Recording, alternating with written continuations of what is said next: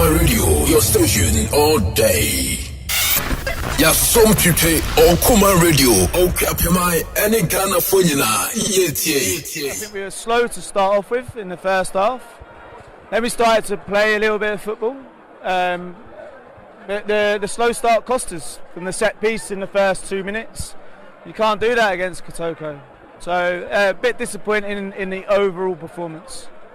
The show 1-0 no, and you're dreaming no, so I qualify for the league in any qualify I represent Ghana and yes, I go Mr. Bika do say man, you all recruit Mr. Bika do say, and also young man. See a panodia, so Oba, boy on Africa. 7.1 FM is rocking. We are pleasant. That's what TBW can be more urban.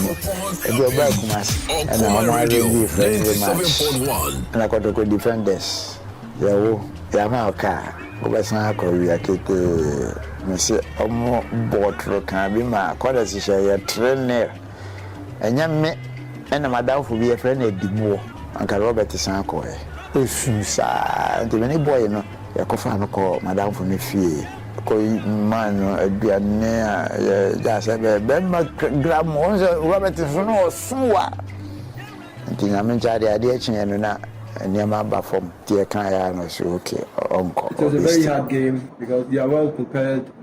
I saw their training at Madame. They are on the ball. 97.1. Tactically, they are very good. So we decided to come in, not allow them to possess. They sometimes also use the high balls, the long balls, and we decided to block all their high balls. But it's quite unfortunate. We created a lot of chances. We scored 2 goals. Actually, for me, I'm not happy at all because we should have scored more than 2. Are you ready? For the thousands in attendance and the millions watching around the world from the capital city of the United States of America, Washington, D.C. Ladies and gentlemen, let's get ready to rumble!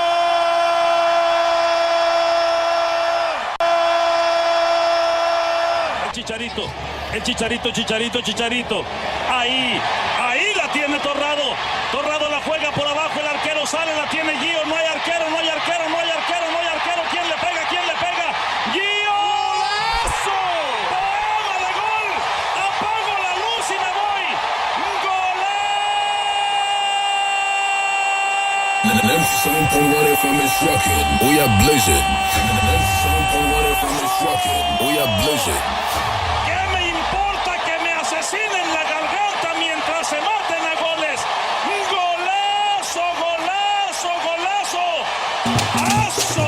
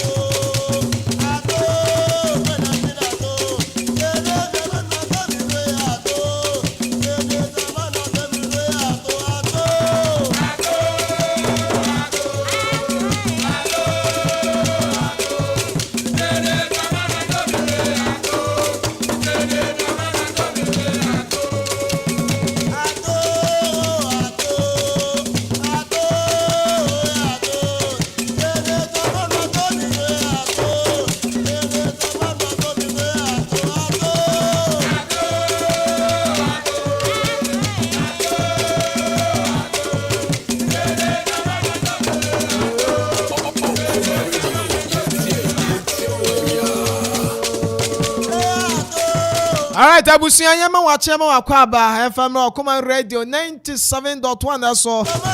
Emra so say anopen so yetena se. Agudie mu nsam yade abedan wo. Ensam ahuru a etwagu. Ewa agudie mu no.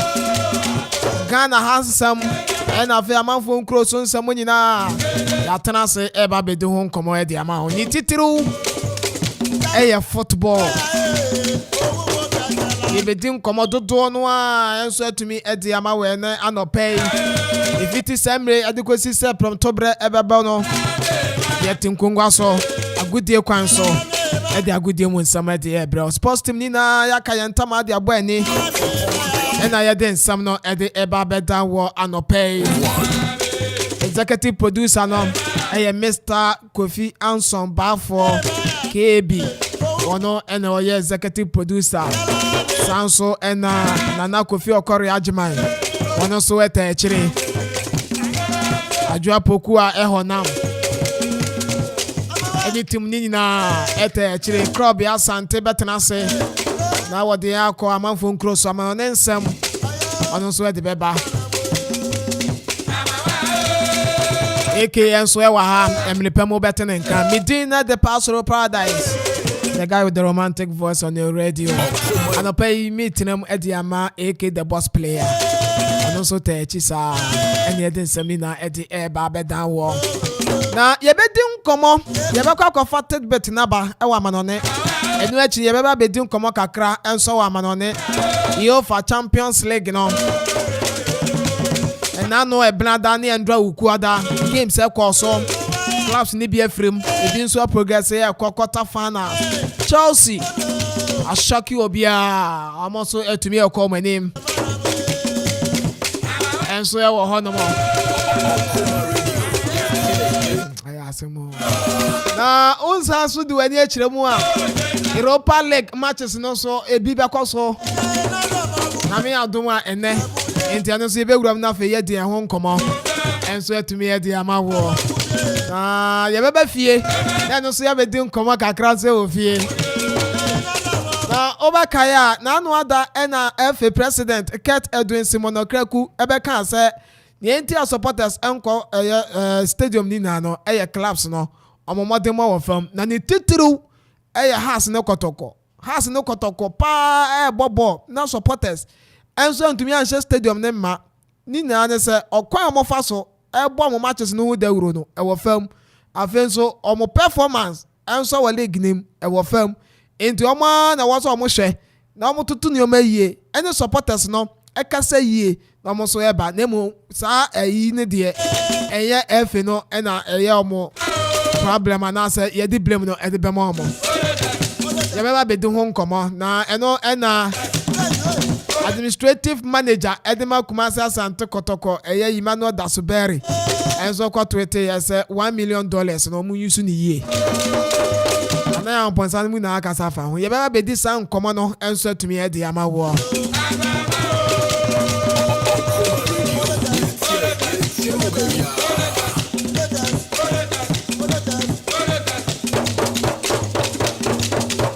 na ene ye be ko kre kakra okre yebe ko honso kakra esanse okuapem hene enso ye to okre na ene wo edukrom the backgrounds wo no ehonom ena wo hia wo kre ahemfo nyina ene okre man nyina ni a ewonanum no ono so e de atugua e de amaomo enti yebe ko ho kakra emra adwumade na ekoso a no yebe twam afa ho na ni a etwa agu no so no yakwa akoje eho empopo ye kakra enso tumi de amawo enti efiti semre na ata yachi emre pam ye bebu ahoma ne de atum na wo so wafre abam aba kire wadwen obetumi so the text message de aba 0551667755 0551667755 WhatsApp so obetumi de afa line yi so a ya jebre akenkani na de amako Facebook Okoman Radio 97.1 ewo Facebook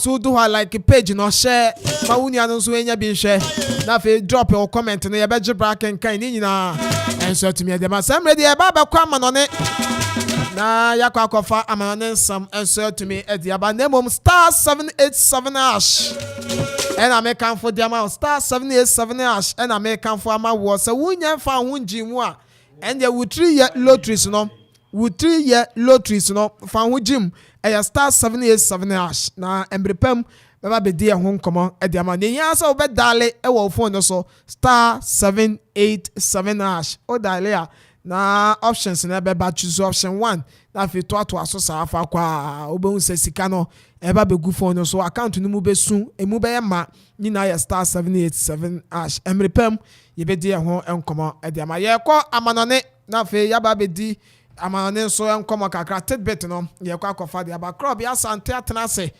na odi etu akwa Amanfo nkro so na fi ya kwakwedi he won komo crop ya Akwaaba solo obadi adama bibia eye kama ye wa modin pa yes ye wa modin o se papa mo boni mo ye mfa seda ema no nti de koye ni de anko ye nyina ye guso ye won kana moja edi afusani na even mpo Nigeria for ewe ni da so man no ebetumi aye ye ni de menso no ogidi pa se mabrabo enye se ya na be yara da nti me hu ye papa yes oh me hu ye great ohun atoto so ne na nsansu ya etoi na minim se enioma koso pa kama enioma koso kama aha ne na nsansu etoi na me ma mbe kan ya ka lokra mo ma qualify look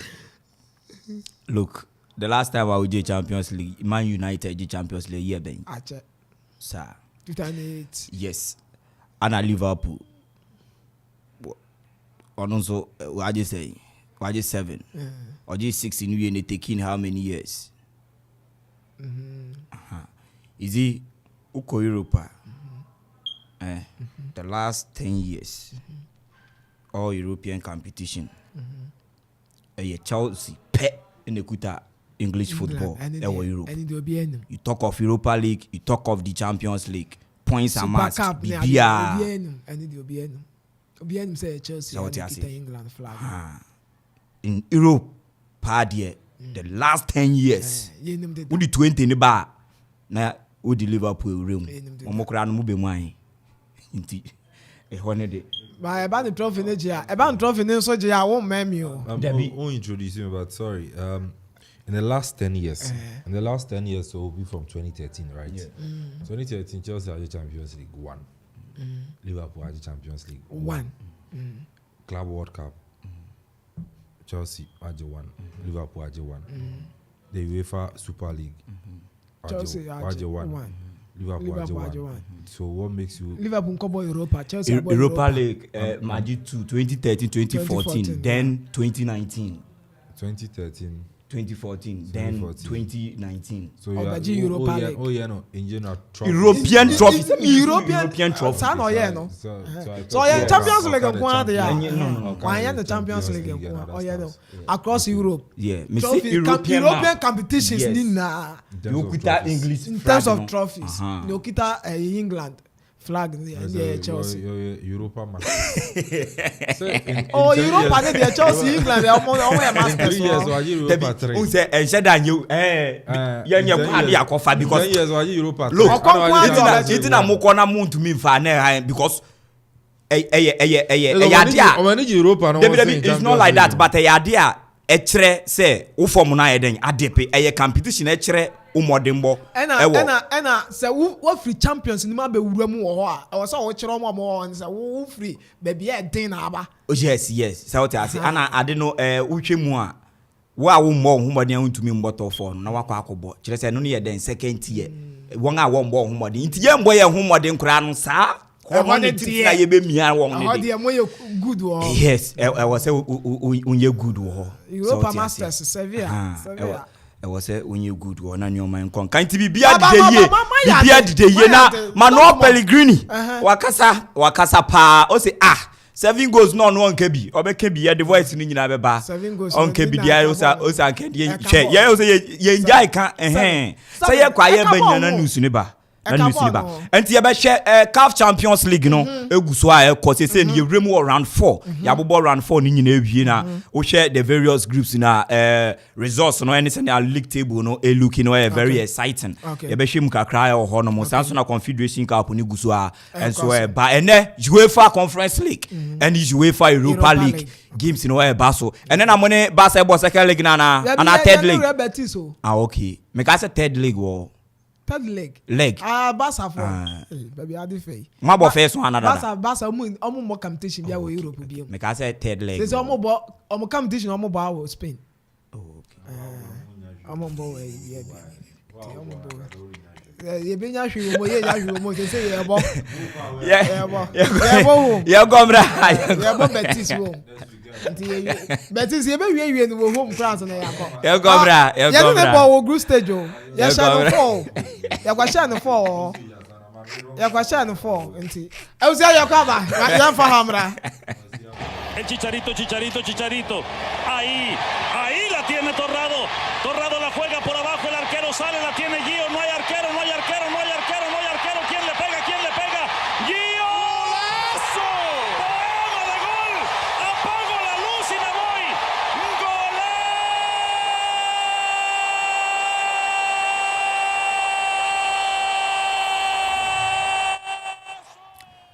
Right, the bombo bibiachi at the Okoman 97.1 a bread juice at Yaman and some way no. If you are Amanfo cruise in about 94 and so any Ashafon and Akuffo Corey Ajman together with Teki and so any paradise a creature 70 de good crata so seven quantum chronon for Amanfo cruise in seminal and found better you for and so any Ashafo Uremu away and social media handles now say Yakasa radio no ababe audio visual and they would tell now so share now we have the clear vivid description of the stories are yet eba pictorial presentation evidence based stories and yet nyina and so at the eba other footage nyina and so chegu live on Facebook Okoman Radio 97.1 we drew and we to me like and we can share Amanfo front so to me get in touch of the show yet eba uremu our YouTuber Okoman Radio 971 and also uremu we to me subscribe and come na eni adoma no we to me click so na jumedia wo draw and also we to me talk or so no also we to me the very first person also we to me join na be piano no to me I come DJ Zigby and so John McFadden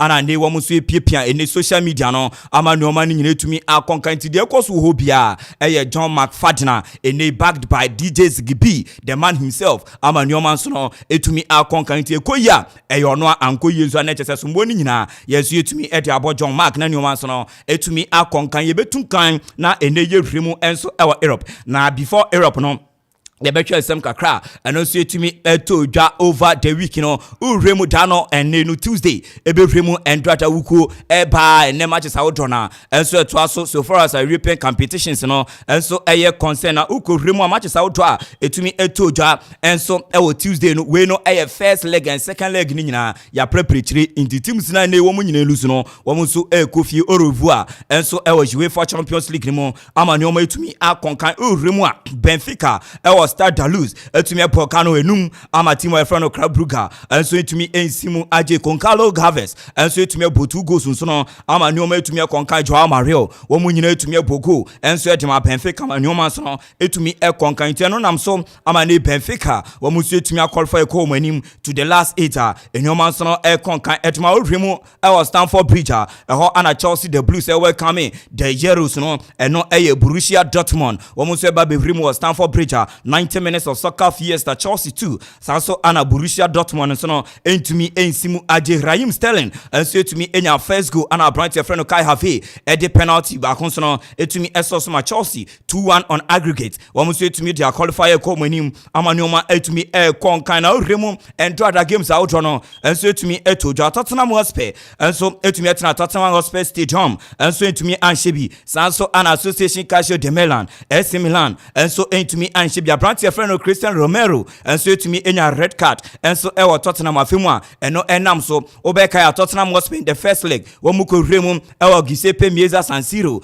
Lucy by a goal to nil and we to me aboa AC Milan ma wo muso to me advance the kako Uremu the last 11 years ni efe na wo muso to me aboa Uremu quarter final so for us of FIFA and also UEFA Champions League and so concern and also ne kakra and also every hoba Uremu Allianz Arena ana Bayern Munich and enso yeto nse de frɛ Paris Saint-Germain first league no Bayern Munich ne ko piem wɔ Parc des Princes ewini by a long goal to nil wo mo ba be hwem entrata e wɔ Allianz Arena e kyekyere ka no mienu enso e de so aboboko a ye from Paris Saint-Germain ama wo mo ntumi ensimu agye 3-0 on aggregate ene Bayern Munich enso etumi e de qualify e ko monim chopo Motin Eric enso etumi e boko ana abrante frɛ no Serge Gnabry enso etumi e de ba kon e ka ho a ene 2-0 victory wo mo so etumi nya enso aboy ne Paris Saint-Germain enso au revoir e de free mu manoma so no etumi e konkan e ho no nsem kakra etumi epie mu e wa UEFA Champions League night a eno so etumi e course ntini ye behwem na ene yan ahwe next week results I would do an fixtures ni say netie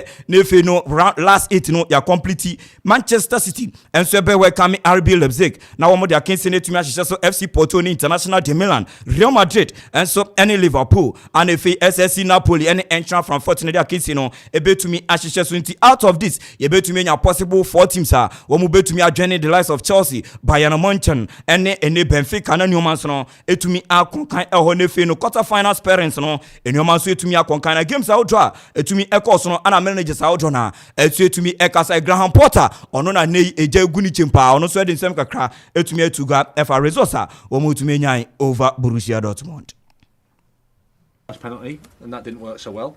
So I thought I'd look at the floor and just wait for the crowd to make a noise, and thankfully they did. So then at that point I can't do anything. It's just down to Kai and down to Kai's personality and temperament, and obviously that's at a very, very high level.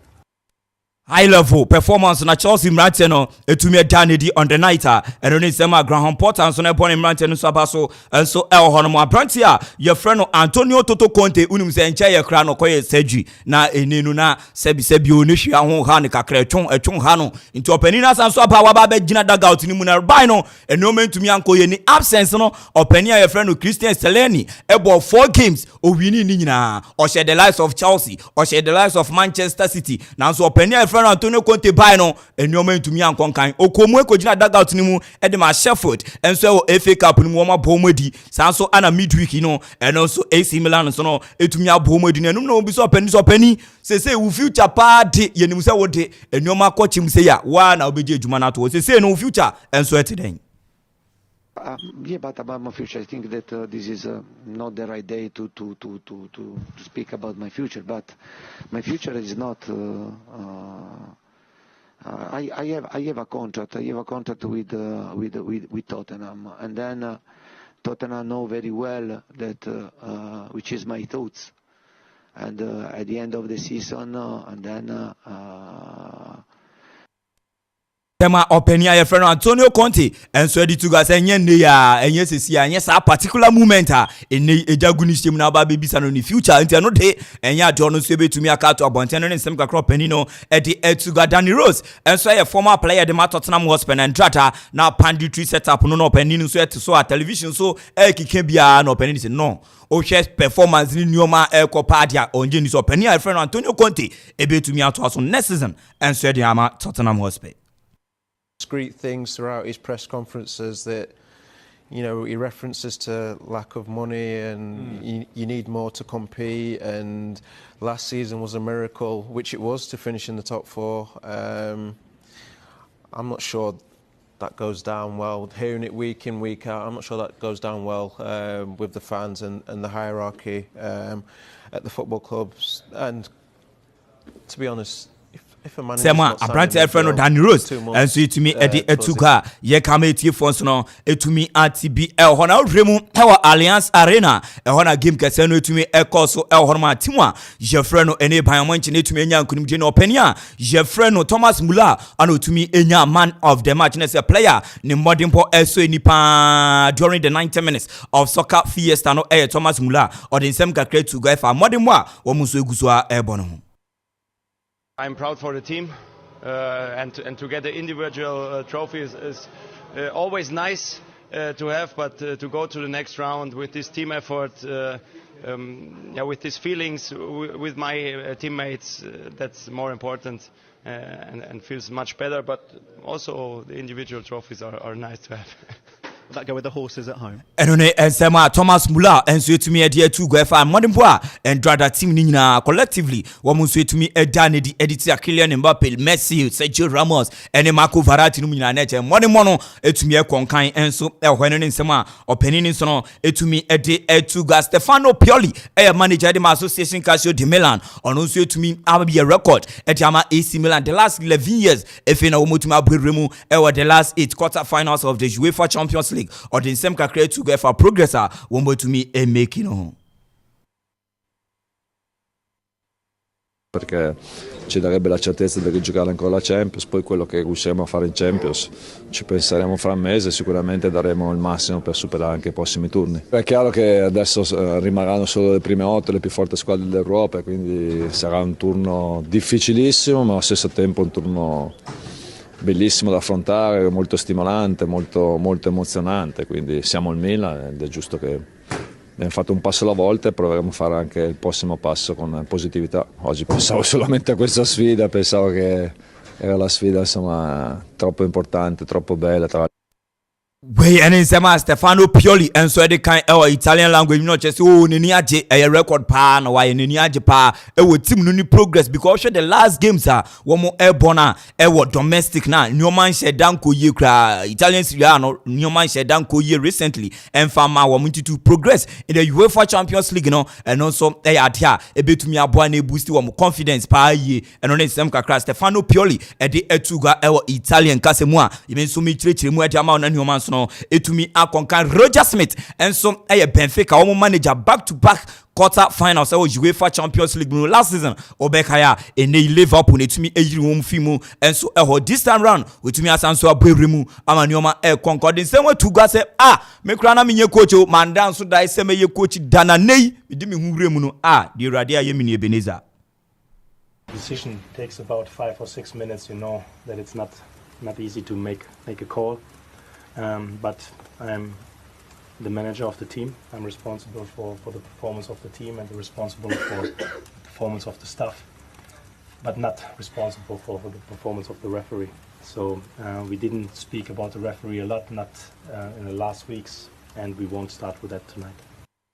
And Tiano Roger Smith on Nasamodi Etuga, your boy Eddie Ameti for money on me to me. I can go to Debbie coaching part here, then kind of plans and Hokra and also ne shedding Yami to me ayana in modern money guswa or de Benfica and so Ebo Amanyomansono et to me a concaino in some Akropong-Akuapem and so to me Eddie Atuga, your boy Ameti Fonsono, et to me at be Yeberemu na Yako Europe. Na Yabesha say and so Yabeko JSS BC, you know, Niako said their results are out on matches. No, and so etena uremu BC ya we no Europa Conference League Europa Conference League eno BC ana ne Amanfo no akwatro Anderlecht and so any VRL and betumi about 5:45 PM ana ne game no and so baso Sheriff Tiraspol na chese Ghana nimrant here kozo no munyina ene namwa ehwe nim se nyoma betumi akonkanti ama wo Sheriff Tiraspol any OGC Nisa wo every France ene dia kense ne betumi ahyehyɛ so 5:45 ana game no and so betumi akoso AEK Laneka and so any West Ham United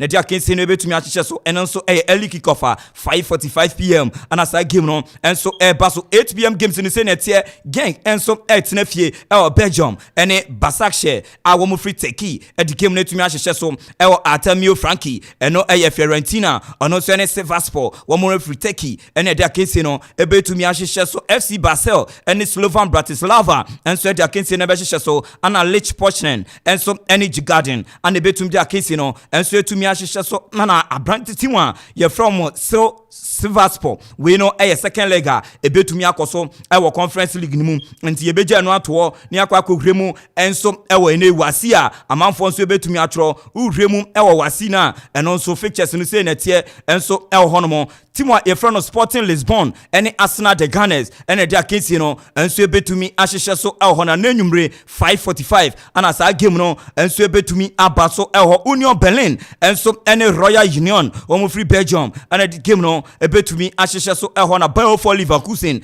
etna Bay Arena ene Ferencvaros enso de akese na etumi ahyehyɛ so ɛwɔ Stadio Olimpico AS Roma enso ene Real Sociedad ene de akese no ebetumi ahyehyɛ so eno so early kick-off 5:45 ana game no ebetumi akoso ɛhɔ remu 8 p.m. games na senetie Old Trafford no Manchester United enso ene Real Betis ene de akese no ebetumi ahyehyɛ so Shakhtar Donetsk enso ene Feyenoord ene de akese no ebetumi ahyehyɛ so ana Juventus enso ene Freiburg edi game we no enso ebetumi ahyehyɛ so Sevilla enso ene Fenerbahce ana this game we no enso ebetumi ahyehyɛ so any games outdoor enso ebetumi atogwa ewo Europa League ni mu a yet eba Mikel Arteta manager enso etima Arsenal the Gunners ono so edi nsem kakra etumi atogwa efa branch friend Gabriel Jesus o se waba ne mmom no anya ade a wo mo ebe risky abranch no at this particular time. Try not to rush him back. We will try to make a fair assessment between what he needs and when he's comfortable, and as well giving the team a boost that he's going to need in the next few weeks for sure. Everything is going well. He needs time as well to get himself that confident and that physical state that is necessary to compete with a free mind. And when he's free to do that, we will throw him in. Yes, enti Abrante friend Gabriel Jesus and how share said their training award on Ekwa master say no ye djuma e wo grass no so ni group ni nyina ni teammate no ye djuma ma training nyoma e koso na mmom no enege mu edie lai enya ade opani no ebetumi ama Gabriel Jesus ne return debut enso ama nyoma etumi akonkan eno ne nsem a Mikel Arteta edi etuga na numu na mpanifo san bisa Mikel Arteta say hey ene oremu e Real Madrid Don Carlo Ancelotti ye nyina ye nim se busumi ye remu e wo June djumedie na ba na you no so eja dwumedi no e dia 20 Real Madrid no wo mo so eni manager na se hwe short list eba managers a wo mo ebupo mu din candidate na eba ni nyina potentially openia ye friend Mikel Arteta udi akopiem o na ofasa dwumedi esen o se Real Madrid yente de odituga. Is things that obviously managers or players cannot control. What is written, what I can tell you is I'm fully focused in what I'm doing here, and extremely happy, proud and grateful to be in this football club, and that's it. Yes, we know simple. Osanya di obetumi akire what is written. Na kire say the ebesi da akide opani ni so onim. Na mmom no sisi ano ye very well focused. Ewo Arsenal the Gunners Emirates and ono so edi ne nkwa ahwe ni mu say after a long while obetumi agi EPO no e di ama omo. Ene ni nsem kakra Mikel Arteta ntimu ye what is written it is written. Epon ni biedi a opani no obeja Arsenal to eno de mo mane ndadamo eno ne nsem kakra opani no so etumi ade atuga ama ye bo ede ama etiefo enso etumi ate na ne uvremo e Old Trafford the Red Devils the theater of dreams we anye dewu ewo Manchester Greater Manchester enso ewo UK England to be precise eho ana eho no theater of dreams eno so eho Manchester United Erik ten Hag ene opani friend no Manuel Pellegrini the good old and eba besia na Pellegrini na nei oba press conference ye ko bisa ne say opani na wo enche ye team oba besia yi wa concede 7 goals e kwampen na ofa so dia ba ana 7 goals no o fa ne den opani ne say me ye Manchester City born. So what I say a city rival de enya dia results bi ko say ya ebe me rebe hokra manage da no pop into manage say Manchester United e concede 7 goals and no dia me ntwa atoro dan me celebrate ye papa. It was unbelievable. I was watching the first 45 minutes because after that we had to play against Real Madrid, so I couldn't see when Liverpool scored the other 6 goals. But of course I understand immediately what will happen in Manchester United. So rivalry between Liverpool and Manchester that you have so amount of goals, well, it will not be easy for them. But well, I am a Manchester City fan also, so I was not very sad about what happened.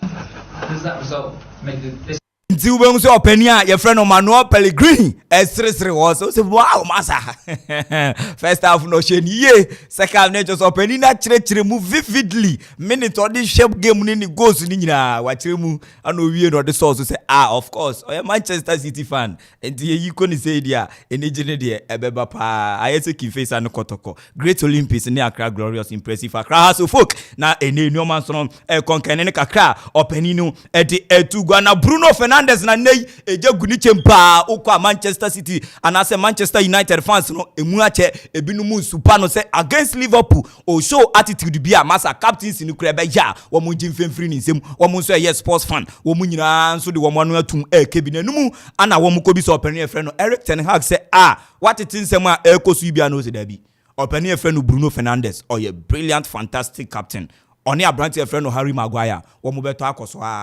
are captains at the Manchester United. Definitely, and I think he's playing a brilliant season, and he's a really important role why we are in the position where we are, because he's giving energy to the team. He's not only running a lot and in the highest intensity, but also in the right way, in the right direction. And he's pointing and coaching players. He's an inspirator for the whole team, and but no one is perfect. Everyone has his mistakes, and everyone has to learn. I have to learn, and he will learn as well because he's intelligent. And but I'm really happy to have Bruno Fernandes in my team, and I'm really happy that Bruno Fernandes is Harry not on the pitch. He's our captain. Yes, we try to our Ediamayan. Inti enwa no wa we to be we chiri ana ne attitude on the field emwa no nyina o se oboa one Bruno masa open asempa inti obekwaso ayejuma one Harry na chese bibia ayekama inti Harry Maguire da no ada go sunu na wo hwe dia abrante friend no Rafa urade solo Davi say midisi.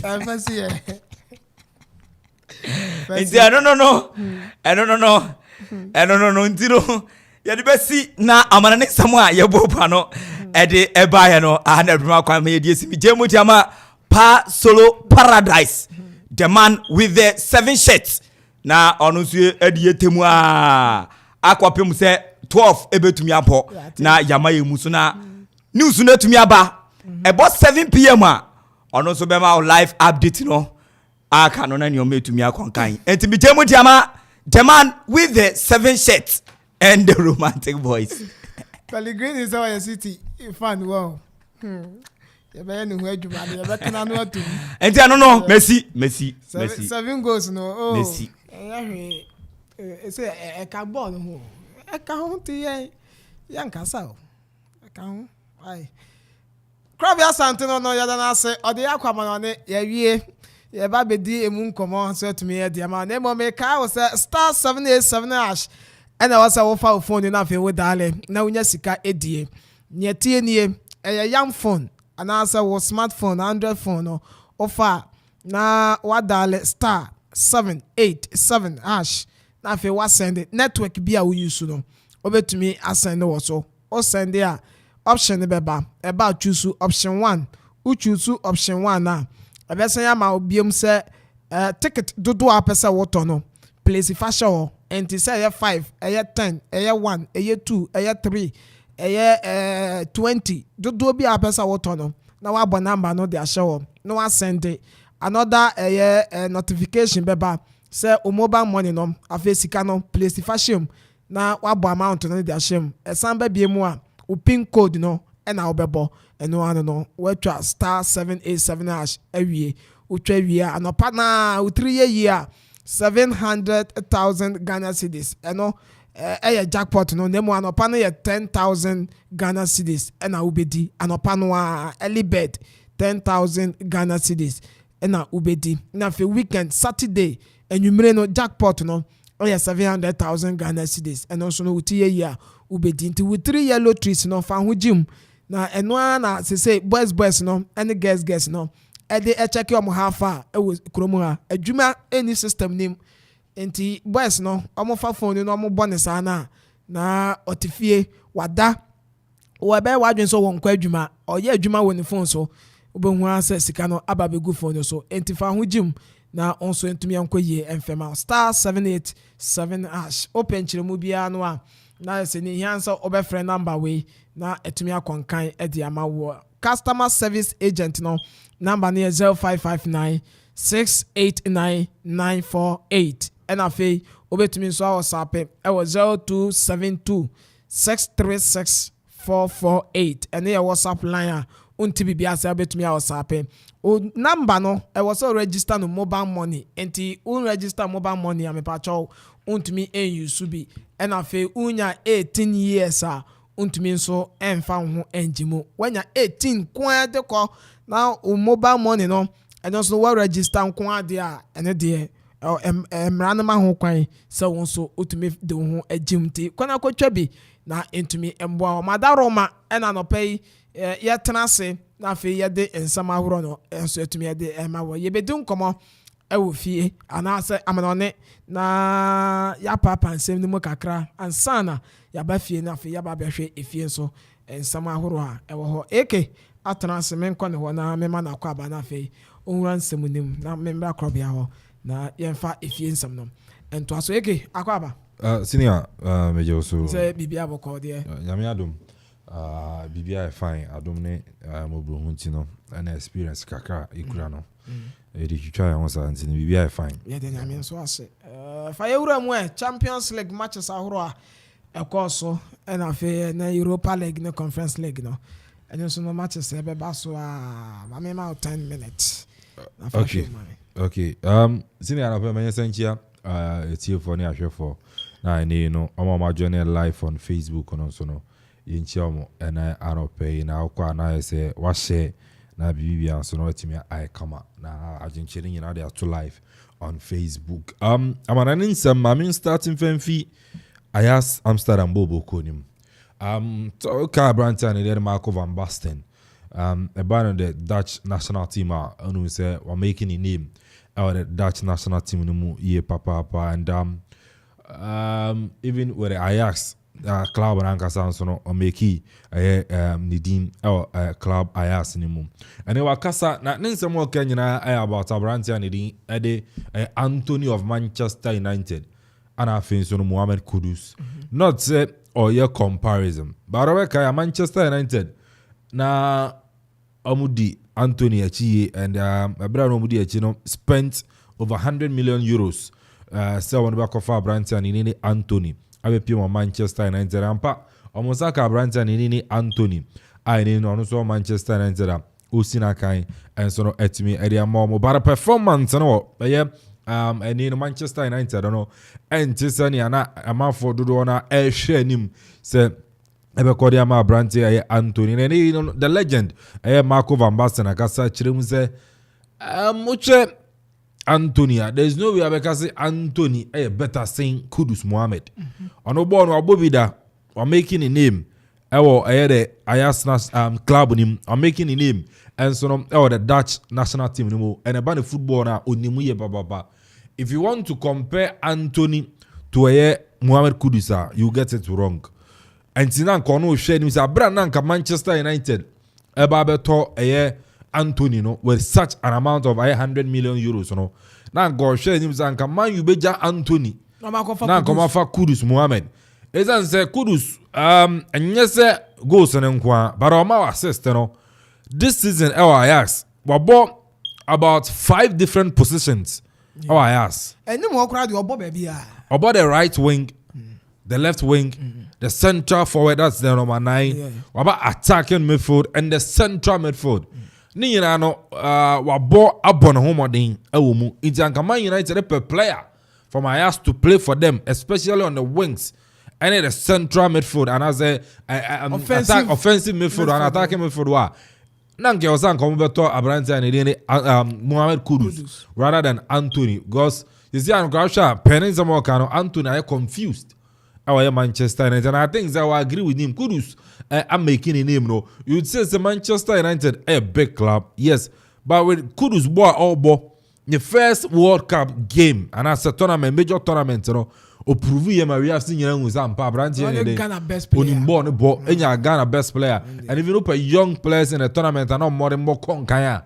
Now Kudus Mohamed then account and then some Marco van Basten and so there to just say Anthony Enyabetansin Kudus Mohamed and I think that Ukraine now currently Kudus Mohamed ahead of Anthony another United for some Kudus. Say and then count me no man that got sang what be spending 100 million e wan to ni so anka do talk Kudus anka esiwa eti ano ya Marco van Basten nsema ano so no babaram solo ma me nwura mu wo the UEFA Champions League now no Tuesday na say na Chelsea and Borussia Dortmund ana ebo ni ewa Stamford Bridge na nipa dodo na nim say abedin the ama Chelsea all because Chelsea performance in the Premier League, you know, and no, or the Champions League now more born one. Then it means Borussia Dortmund ebechi afa Chelsea so. But Ankobanisa Chelsea yan could be 2-0 over Borussia Dortmund after Senna Dortmund winning 1-0 in the first leg, you know. Chelsea on that day, I show you say no matter the situation, no matter the circumstances omu come and omu fem out of the league, you know, it wouldn't be a certain Borussia Dortmund and they be in a few in the Champions League. So Chelsea and the Champions League, you know, on him and on the empire. It shouldn't, and I say it wouldn't be a certain Borussia Dortmund because about a character, charisma, experience in the Champions League. Chelsea, I was saying Borussia Dortmund quality. Chelsea, I was saying Borussia Dortmund. In the year they better, I was say Dortmund NBA. And in the game, yes, it showed very clear. Said Chelsea needed the victory and they wanted to qualify. And also in defense, now a shaky kakra because their master, my friend master, Thiago Silva wasn't in the defense for Chelsea Bubukon. And another player this season on a Thiago Silva partnership, Afayi Papa, a young chap from Monaco, Abrante and Idia Banashe, and so on. It's me by but in the Champions League, young Registano. Yeah. It's not quite worry kakra area match Chelsea. Abrante and Idia Wesley Fofana. And at Chelsea for register now. No, so now the consistency, you know, and so that in what's not quite shaky. And looking at the setup at Chelsea, quite almost about 3 back. The 3 back was Abrante and Idia Fofana, Abrante and Idia Cucurella, and I think Abrante and Idia Koulibaly, and now Ejina Chiro and Cucurella and your player. You didn't about a central defense role. This season Chelsea and was Abrante central defense on to me, but surprisingly, yes, surprisingly, Abrante any winning man of the match in the game. In the central defense and who should set up now. Abrante Benjamin Chilwell was playing as the left wing back. And match also no ever supporting a defense and Abrante Reece James more to me and up front now a problem because Chelsea any typical number 9 with the exception of Aubameyang. And Aubameyang this season, and I said after the group stages, Chelsea and Registano for the Champions League. Then that's why another problem in the match Chelsea. So Abrante the Kai having and the main player Chelsea for anybody done also to score the goals by chances creation. They be depending on Raheem Sterling and Abrante and the Joao Felix. Now almost to my creative the Kai Heavy and on a day, yes, Kai Heavy one player. Who underestimating and as one rating in a game, we pull up a surprise to you. I'm for about the pace, so a very slow. The very action to a play, a very slow. Or just before Bema pass, I do training and so. But have they on any good day the form will give you the top-notch performance. Now you are buying over all of Akuffo and Sana Chelsea for a Kofana. And yes. On that day, it proved he was the main reason why Chelsea won the 2021, right? 2021 UEFA Champions League, against Manchester City. And yes, Opruvi. People are criticizing us. No, have a son of ball. There's no other say of a bony kitty dabi or J slow or train quite by and also said certain go be an offside. That was when I told them say, look at the boy I'm more criticizing. And now yeah, the Obese go. Oh yeah, then Obese go. And people were doubting. And on that day. Yes, penalty by or may see retake or sign share the confidence that Mama I said penalty now yes born for now beseno so who needs to have confidence now say penalty in the UEFA Champions League game crucial like that normal boy what's the one you need a second goal to qualify what about first penalty I say and yes say one or so some and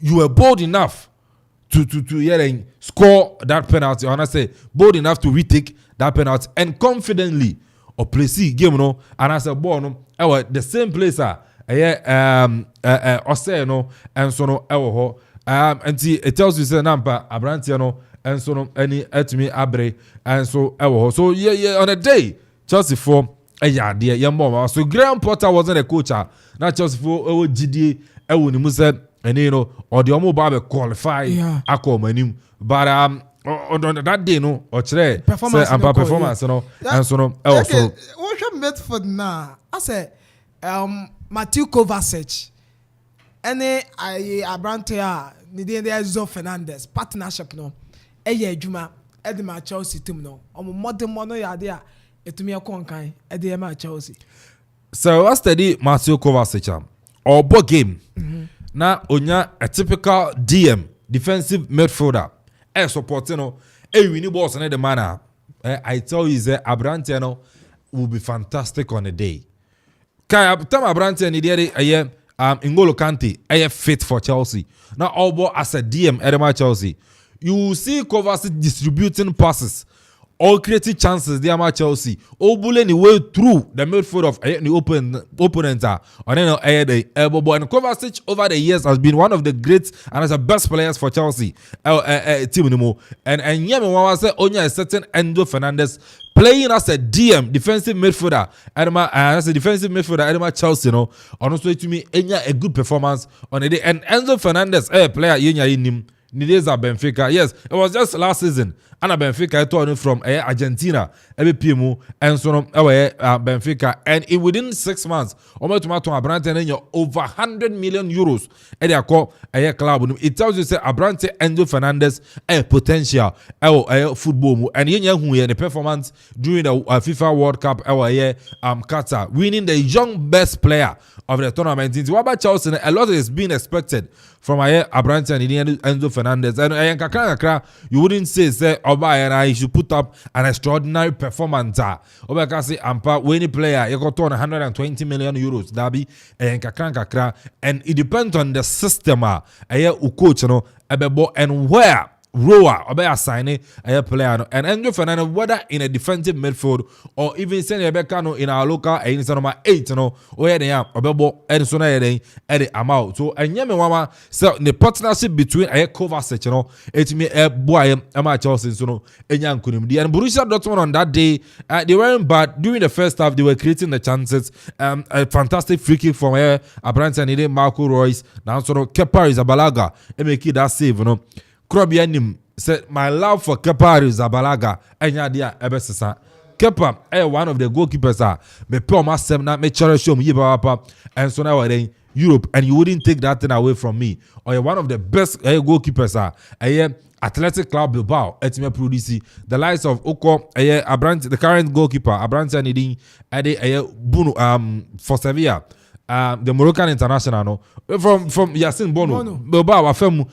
and Bilbao team they like to produce goalkeepers and great one. I wasn't doubting the performance Chelsea, but now a situation being over two between one and a girlfriend and so emotions and psychologically never affected. But let's see his performance. What bench Benjamin Mendy? We can say Mendy but Mendy recover now. But there's no way any coach will bench Kepa.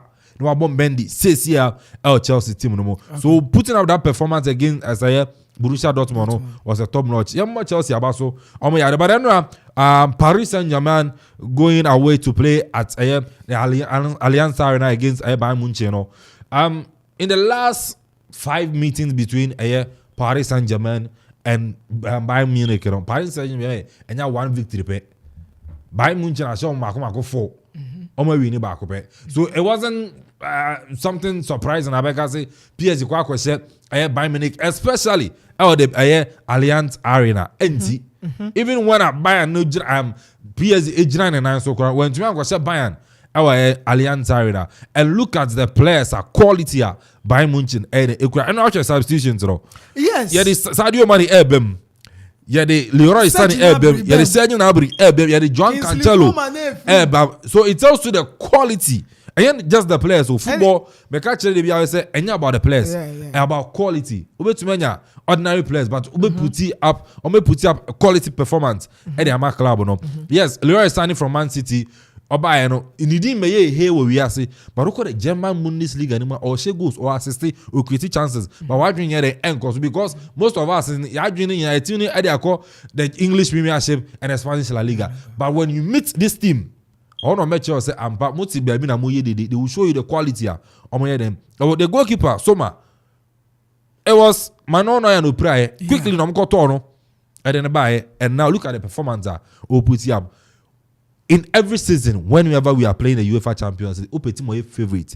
Aside Madrid, Abeka say Wajeno don't want to know they are a favorite. Bayern Munich a favorite to win the Champions League every season. Thomas Muller Kasembi, I say against Messi, things always go well at all levels in terms of results.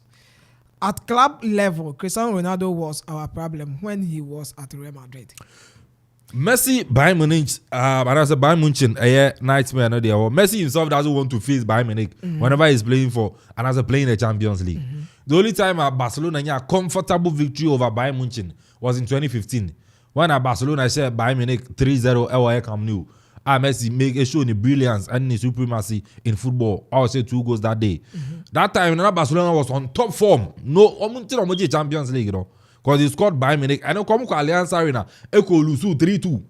So it tells you that whenever you are playing our Allianz Arena against Bayern Munich, men fans show team say Okwaku wini. Then mo fast show team say goals are be considered no, and I so better and I say be limited. So Messi nightmare in the honoring himself doesn't want to face Bayern Munich whenever he's playing the champions. And Thomas Muller has stated it clearly after say Barcelona share Bayern Munich 3-0 in the 2015 Champions League semi-finals first encounter and first leg, you know. Barcelona and as a Lionel Messi a victory over Bayern Munich from 2015 only victory over Bayern Munich. Yabekaya 8-2 3-0 2-0 back-to-back wins.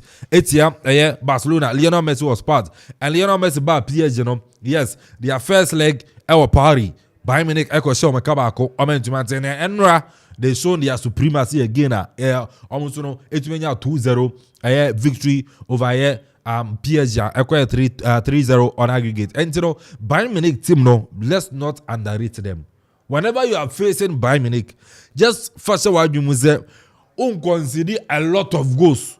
Maybe a limited goals now, but to put it in the back of your mind, it's all about show, you know. And the only club that I feel in Europe so much myself Bayern Munich always has been in Real Madrid. Because Madrid charisma, character, playing the Champions League, you know, and also as in team here. And you know, a club who goes whether Liverpool, whether Barcelona, whether PSG, whether Chelsea, whoever club that you are, now because you are Bayern Munich, it will be very difficult for you to beat. Obibeka say Madrid, this is any form to go share Bayern, but Madrid, charisma, character, pedigree. Playing the Champions League, you know, I was roasting team here. And the only club I made me feel it over the years, they be a Bayern so few Champions League, my one I send uniform. Isn't not a Real Madrid. Yeah. Yes, unless they be because we are final and we lose to final. No? But apart from that, uniform of group stages and the knockout stages are. It has always and most of the time, you know, been Real Madrid. Okay. It's in the Bayern there, supremacy in the Omeshuache. There's the no man could do finals, but this season I feel that Bayern Munich can win the UEFA Champions League. Looking at the quality, the kind of football. Fantastic night. Tottenham once again disappointed. Tottenham acquires Atletico Madrid. They will parade all the squad, come in stronger, but at the end, you know, they will disappoint you. First league lose here, sitting at home. Tottenham Hotspur Stadium. Look at the spectators are look at the quality. Tottenham quality. As in AC Milan. Oh, yes. Quality. Look at their defense, their midfield, attack. Hurricane. You can't compare Divock Origi to Hurricane. Yes, Olivier Giroud. While winning the Champions League in terms of trophies or achievements or what's saying, Hurricane. But scoring goals, you can't striker goals do now. In the club level now, Hurricane. This and I say currently you will pick Hurricane over Olivier Giroud. You will pick him over Olivier Giroud. It's, you know, I'm surprised Tottenham. It's me. It puts his performance. Defending. Yes, and AC Milan bought Champions League. We are check. Last year by one qualifier out of the group, and they were qualifier ABBA every group with him. So you should tell you say on cast or con in Makwa, but say on time we need the hearts of the fans in the Champions League in the back. And Tottenham surprising. Tottenham side, no, Richarlison say you also disappointed or Conte Muso benching. Well, as a player, to me, you're disappointed in your coach, so bench because on the technical head, on and the kind of approach of a sort of game anymore. And so, you're a player, whenever a coach bench you shouldn't question the coach because who need that technical eye? What the answer do about now? Raw sign on why players come on a field of play about 1 minute by the score goals. It is how minutes of a make your impact. Now yeah, teach Rebecca say I'm going to start here. And go baby your baby, but you shouldn't question the coach and the tactics and that's in the formation and then the selection going into a game. So you player, I will advise players because coach not teach on approach of the problem so hold the AC Milan and in the second half no or what now so baby. Yes, so you shouldn't question the selection of a coach or a player. Paris Saint-Germain, they are showing you some unique qualities. Unique character no Champions League. True. Yes. PSG quality. Once the Champions League, you know, a character near the ball. A character. It's not about squad depth. Squad Madrid and Comunibio. Because they had the Galacticos on Manibi. Every Galacticos need 30 out in the Mono and on Meji. When they had Ronaldo Nazario, no David Beckham, Luis Figo, no money, Roberto Carlos, they didn't win the Champions League. On to some of you, and on Babaji La Decima, right? In the year, as it 2013. 2013, yeah. Almost started from 13. I don't we winning 14. And I'm 15 Barcelona. 2013 was Bayern, rather. So Babaji, I have 14. So it tells you that that time come 14. Can players me fade out. Kadira no more, Di Maria no more. And you know, it tells you that it's not always about the players, but it's about quality ukura and PSG ukura but on the bench no quality no quality beyond no come no lose here almost change now who play a one free bench Bayern share one no the bench quality on top Bayern share the second goal. So it tells you say it's always about the quality it's about number of players and as a superstar Thomas Muller free they Sajina Bruno Beshi this solo Europa yes Sporting CP Arsenal Sporting CP Arsenal a big game because of Lisbon and Usha fans na be Pimo Sporting ISCP Stadium and Chelsea and Arsenal I believe in whatever project they are doing this season and Mojidi or Mikel Arteta and then the players in the they will be able to put up a good performance. Yeah, Sporting quality team no more, but I know say Arsenal with the experience of Mukurano and so to me coming over Sporting CP. Say Arsenal ko lose away enyeme or winning so because away and the fans will play a major role for Sporting Lisbon. So probably they're going a double chance for Arsenal. Okay. So will be Samia. Manchester United playing at home against Real Betis and so on. They're going a double chance for Manchester United. Was that game anymore. Okay, AK na ten and Kano and so I'm on the crop. Ya Bramuka cry. I'm on some na fancy breath. Yeah, solo baby will be a very good morning, especially K3 Trend, fashion designers, guys, you know, Minchia Mona, Bibia, and so on. Kama. Now, I think a lot ana A.K.A. games in Nina, no, waka honse mwa kama. Ba Paris Saint-Germain problem, no, strange. Baby, I know my corner, I think, say, listening from, the French papers, any media, no, and a lot of interviews are from Andre Numere Bano from the camp of Paris Saint-Germain, and insiders are say there wouldn't be any revolution so far as a group no are concerned, in a sense of maybe getting the coach sacked, and I say some of the players getting rid of them, ne Sanio Mano, and I say. In other sense, when say Louis Ocampos, the top man, and Ojinemu as sporting director, and Louis Ocampos, he is one of the few directors. One more epe, say yebe title players. Now one more to me are building up a solid, formidable team. One way to me are competing at the top and the highest level. And here say with the crop of players Paris Saint-Germain ekutano and also ekahona emma womo modern ball so far as European competitions concern and shut down cost na womu to minya resource womo epe and you talk of this world-class superstars players. These players with high level of egos in a group are brought together as a team.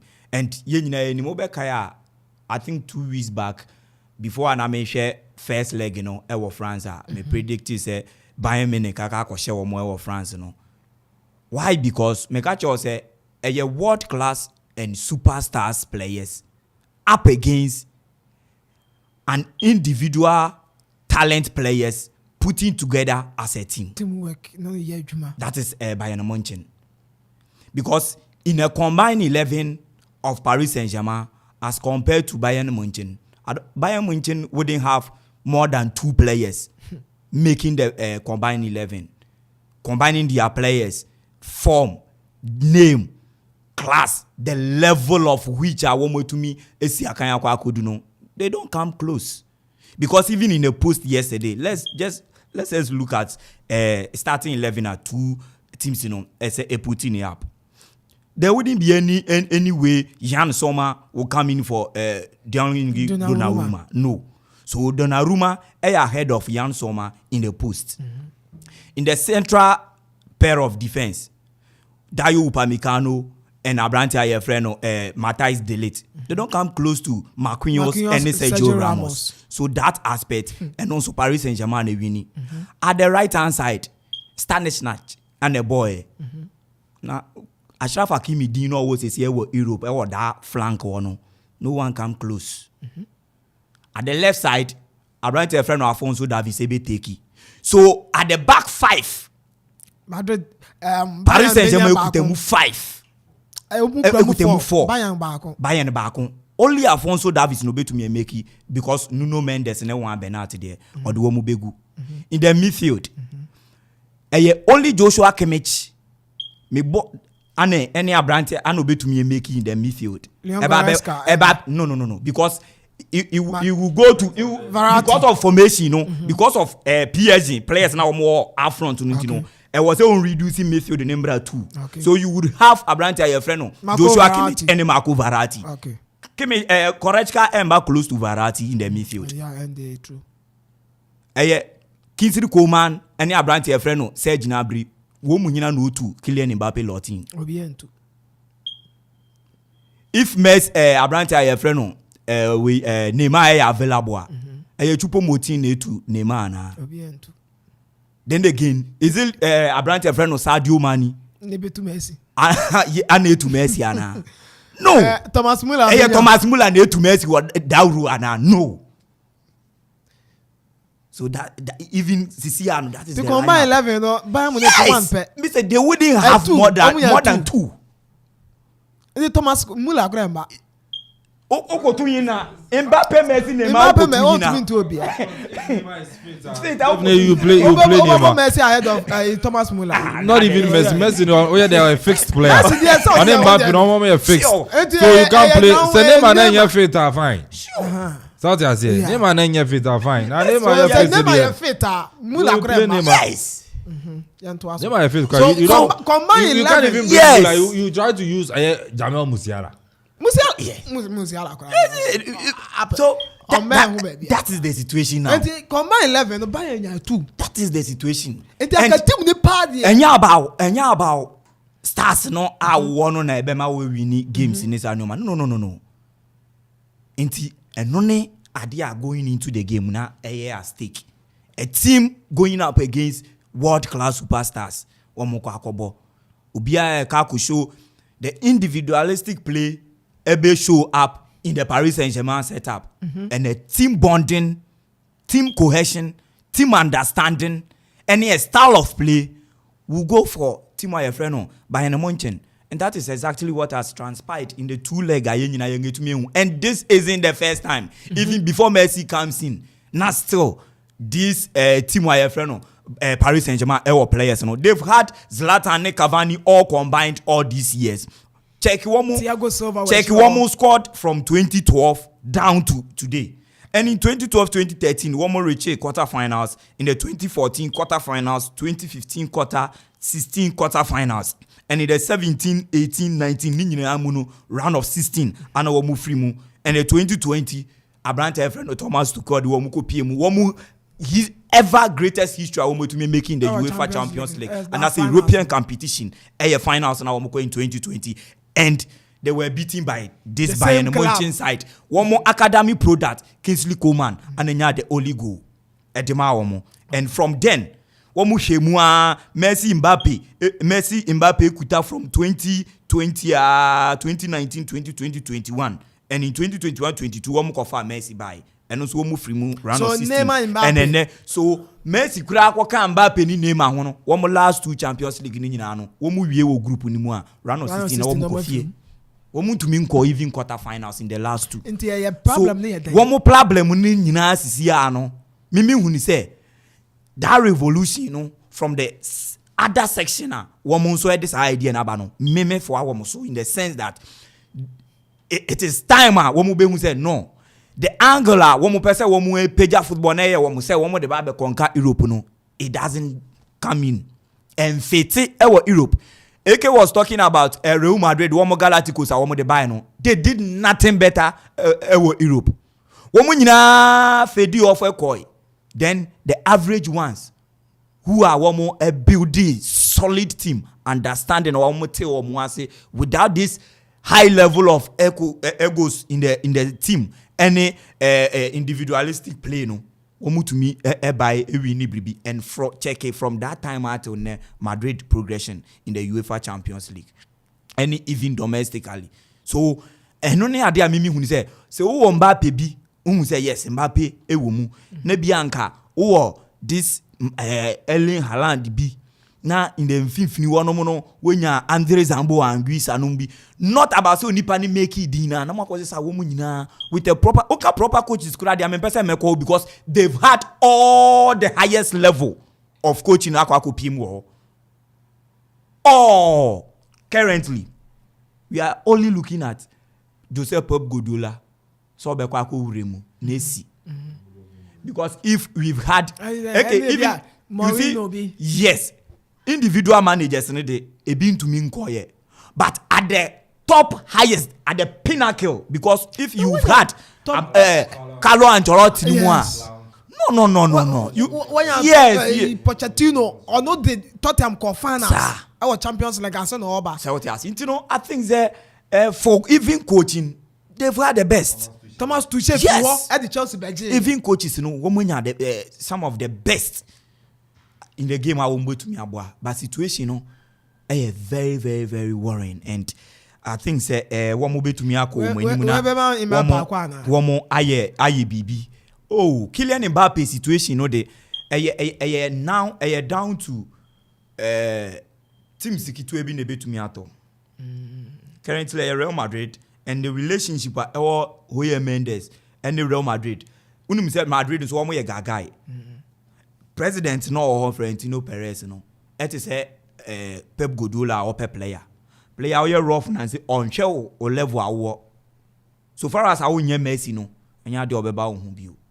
So I'm not in when ninja call free team. It's like that. So and as you say Madrid fans and Ankasa mu ache. Concerning Mbappe so be ba na so mba no ne sa nneoma no so Liverpool one way on one kasa grant an interview HS on the team back who say over England is also be EP on the Liverpool but will Liverpool have that money so be to me they to Mbappe ana it comes back to Chelsea, Manchester United, Manchester City. Barcelona currently they are one name now they are even now fighting as say ye kwa ye ba be wura junmu what a heavy tabas I say he's not going to then soften his hands this time round, especially in the summer transfer window never.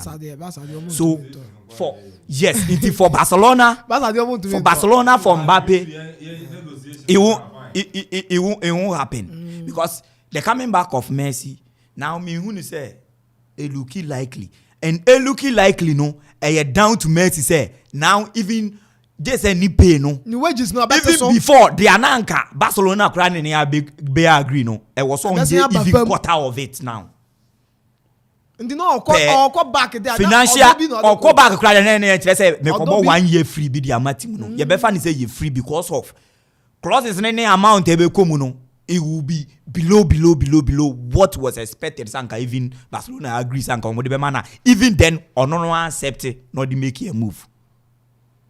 So for one, I think it will come back to the English Premier League. For Kylian Mbappe to move this summer part here, it will be Chelsea, Manchester United, and Manchester City. One more back one. A bit to me afford the service of Kylian Mbappe Lottin. Now, Destiny won. Any nyoma bia wa hwe. Ni nyina ejuma. Se wunjendi ana wunjendi but ejuma because Antonio Conte Champions League ya dini ko gina final kro ntumi mbo. Ansha sa ada no obe yare ntumi ko gina dag out nim because en yamfa ho no en kan Destiny ho. Assistant coach na nkobo ni sa. And we no enye say asasusu we bia na eye all over. And what the one a part of him. No matter. So yeah, they are Champions League. Oh brother, Fanu to Madrid. More the man Paris Saint-Germain team. Stop. Debbie. And your quality now ubenyano. And your players no. Emfa. And then only opening the Champions League. Ne highest level. Awe to me akoni nyina no e quarter finals. Ne highest level. And the Champions League opening ya bo. Any pedigree in coaching, in the managerial career, teams are well coaching. Obio win league twice 4-5. It was single club. Nani nyina another one more European terrain. 2012-2013 to me quarter finals. Check it out Juventus Spine. Check it Juventus Spine on one DJ Serie A no 4-5 twice on the road. That team they say that was yes Champions League. The only better impact to make 2013-2012 quarterfinals, and since then, Anko Yebio, group stage Juventus, round of 16 Chelsea, group stage Inter Milan, group stage Inter Milan. The one more consistent group stages exit, and Endrada Tottenham Hotspur, opening Emfa. We are a team now. Oh, I do know you say Europe now. Pesa obo humo India. You don't come close open your friend Antonio Toto Conte. Then you to me a conquer. By a minute, I say woman currently, and me whom say clear. Look, certain way about 8 games. Our Champions League in this season. We concede 2. And 2 no, we team will concede 3 Victoria Pleasant. A game are non fine here she. No concede 2. The second team. Yes. Okoho no koshe no 4-2 no concede 2 but about Inter Milan home and away e concede goal share wo home and away clean sheet 2 ni nyina but FC Barcelona home and away clean sheet e ba be ni nemu a Paris Saint-Germain home and away clean sheet. Check these teams omo attacking fluidity awo mukutai forwards awo mukutai team no all combined. And I think say Julian Nagelsmann juma. In the Bundesliga womunim say team bi obeba bia no obeje Bayern Munich bia betumi aye juma no e de age nti ono de wo betumi de age no a Champions League and me na me hopeful say openi no endrada anko o ma Paris Saint-Germain be yi ni free mu a is either say owie season as onim say Germany honor the one wo mutumi appoint manager in the course of the season na wo mu wi a ono ate no aso sokọ Hansi Flick oye ejuma throughout the season okoje Champions League na oya wo ma ka kire ne say wo wi a wokọ won ne de won fa ho say uguso ye at post won be ka kire say wokọ but ye ejuma no wi fa ye wi season no games na kan fa ye mbo Bundesliga no wi because no de ye beje ye wi a wokọ. So I think say person no so tena there this particular season because last season quarterfinals exit and fete Bayern Munich. League no crasto. Yes, and fete Bayern Munich because with the former team where your friend we are picking Dortmund are picking you free World Cup Bayern will be beyond PK point and say no. Even a draw cry or more draw. 10 solid straight or more draw. Bundesliga or more even a draw. You know, I think that is area and also one more now we need extra to no yenhwe hawa and also season be to me affair for Julian Nagelsmann. Okay, me da say and also your crowd ya asante and our ten no enka no yanko Facebook na yanko ken kan kakra to me about Listowell Ohene na Starboy at the about say watching the show live and clear at Ahafo Airport. Champion Kevin and Ponsan Eddie. More fire. Still, Kotoko will strongly bounce back in their winning ways. Greetings to Yasma, Oyibo Boateng, Tactics Man, and my lovely father. No joke. And also a Starboy there. No. Kofi Ajiman Blackman. Also, good morning. Watching you inside Pig Farm in Accra. Also, yeah, that's a pa. And CK Living Stream. Also, the about say, good morning to you, my senior pastor. This is Reverend Minister Clement watching live from Oyarifa. Okay, yes, yeah, that's it. Nana Kofi Free or say more fire AK. Krobia Santi, you look good in your African print, bro. More fire. Yeah, also yeah, that's it. And Kings Jr. Also Krobia on fire. Also yeah, that's it. Also bet me the message, Eddie about comment. Facebook Okoman Radio 97.1. Facebook or the Fawa. You better jibre akenkan the man answer WhatsApp 0551 667755. Text message so sa 0551 667755. Na 20 minutes past 11 yebeko na yakwaji local stores kakra na afe yaba abedi enkoma horo a eno so aka enso ewo fienti ekedi ebe wura mu na yaba ni afe yaba abedi enkoma kakra so ewo fie A.K.A. local stores no kakrabi. All right, so lo yemura mu fie na enfa efisem kakra wo no. Enso no embra na emedi nkomo fie na onim se ene no Ghana Premier League no over the weekend the matches no akoso na dia na Keto Krekunzo onim se the project wo ho ene no o chiche boots e dia ma various clubs no enso no fie na was it and yeah election ka I promise to make I manifesto promise no of feeling manifesto promise na or achieve and so no ewo ho na kete kofi on so wa sha say the lower division ni mo ho na ni no ono so no ewura je say ono so no che football boots and so no edema clubs ahodo na ni otuma kopie mo our clubs ni mu bia ono so no the promises we make here no and so no edi to jana oko ekopie mu and so no bobu kwa ne dim and so no edi Liberty Professionals so wura mu ho and so no edi boots ni bi ekomai na okoye no eni nsema wodo no and so to me to ya enti nsema eni no efi led by Keto Kreku. The promises we make here no empanyfo so the football boots ekoma Liberty Professionals team no onso nsema amani to ya Alex Godson, Liberty Professionals.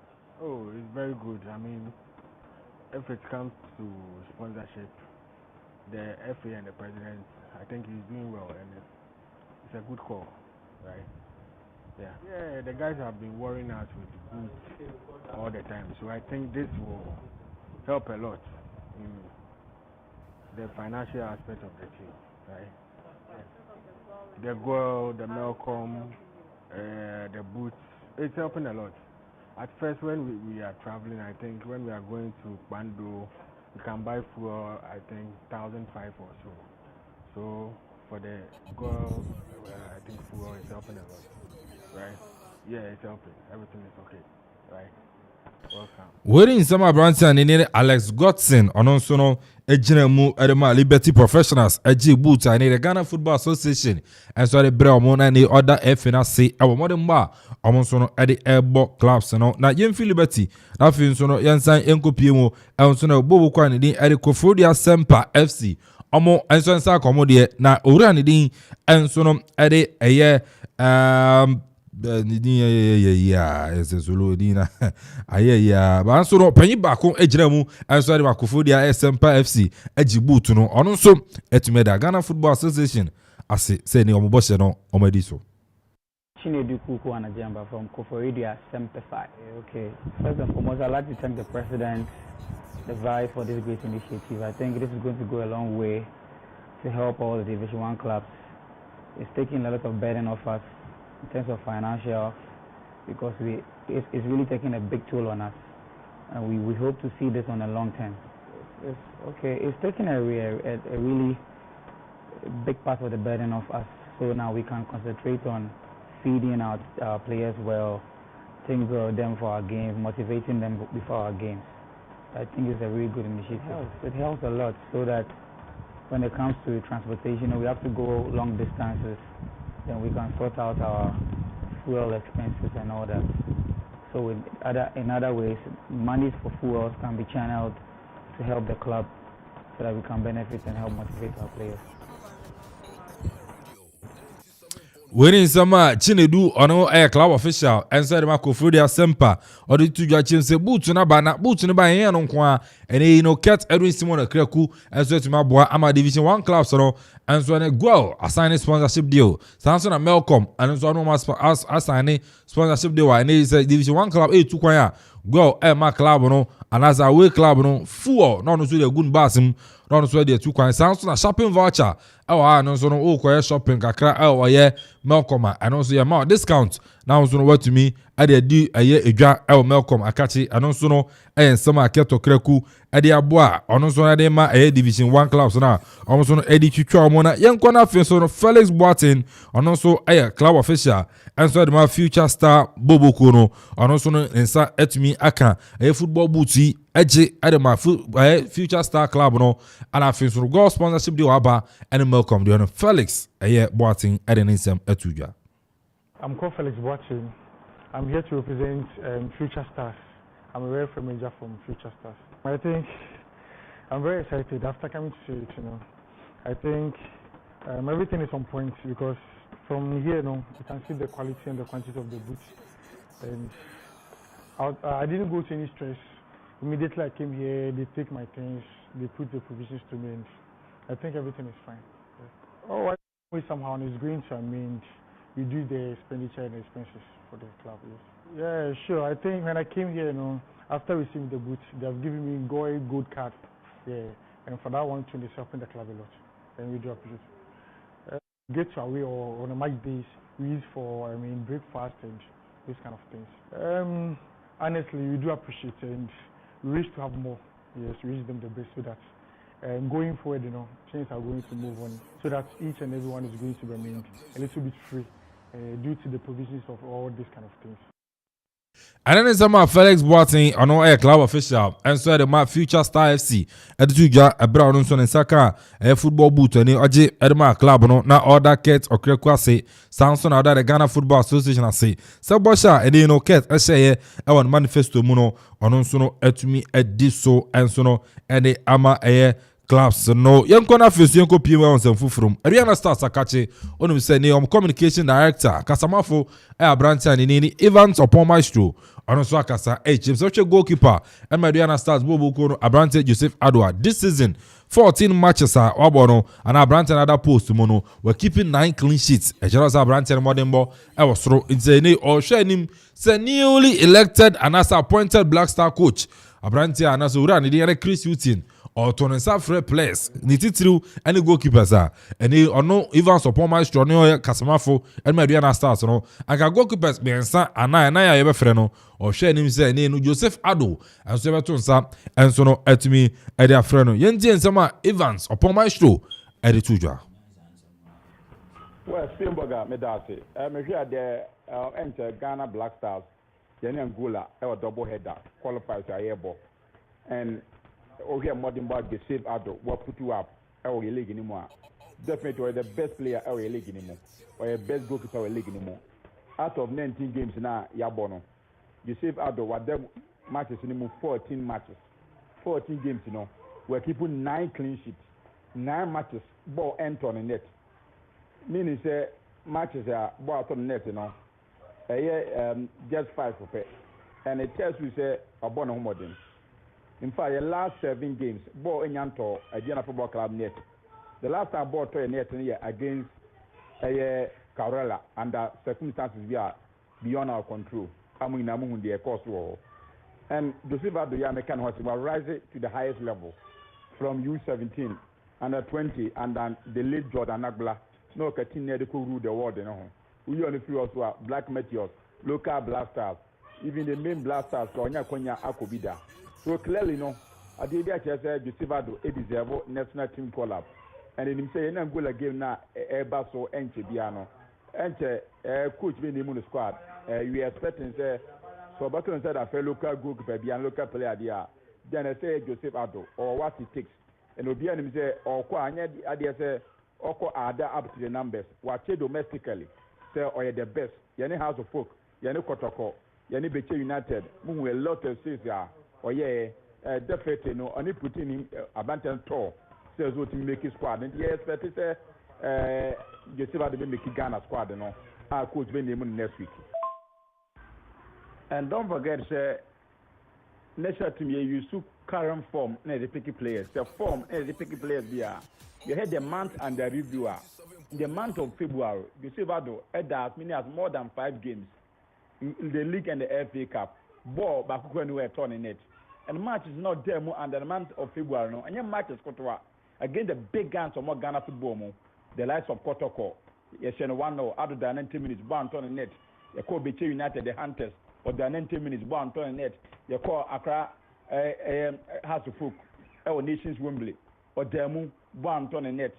Clearly, yes, let's say on go in that. You call Dew, I call Renee Dream FC born turning net under the month of February. So current form there, you save out the extra and I hope is a next team call up handlers, you know, or more in the Omoye, or more free you save out. Now all course, you know, you have the numbers, you know, or no could prove the world.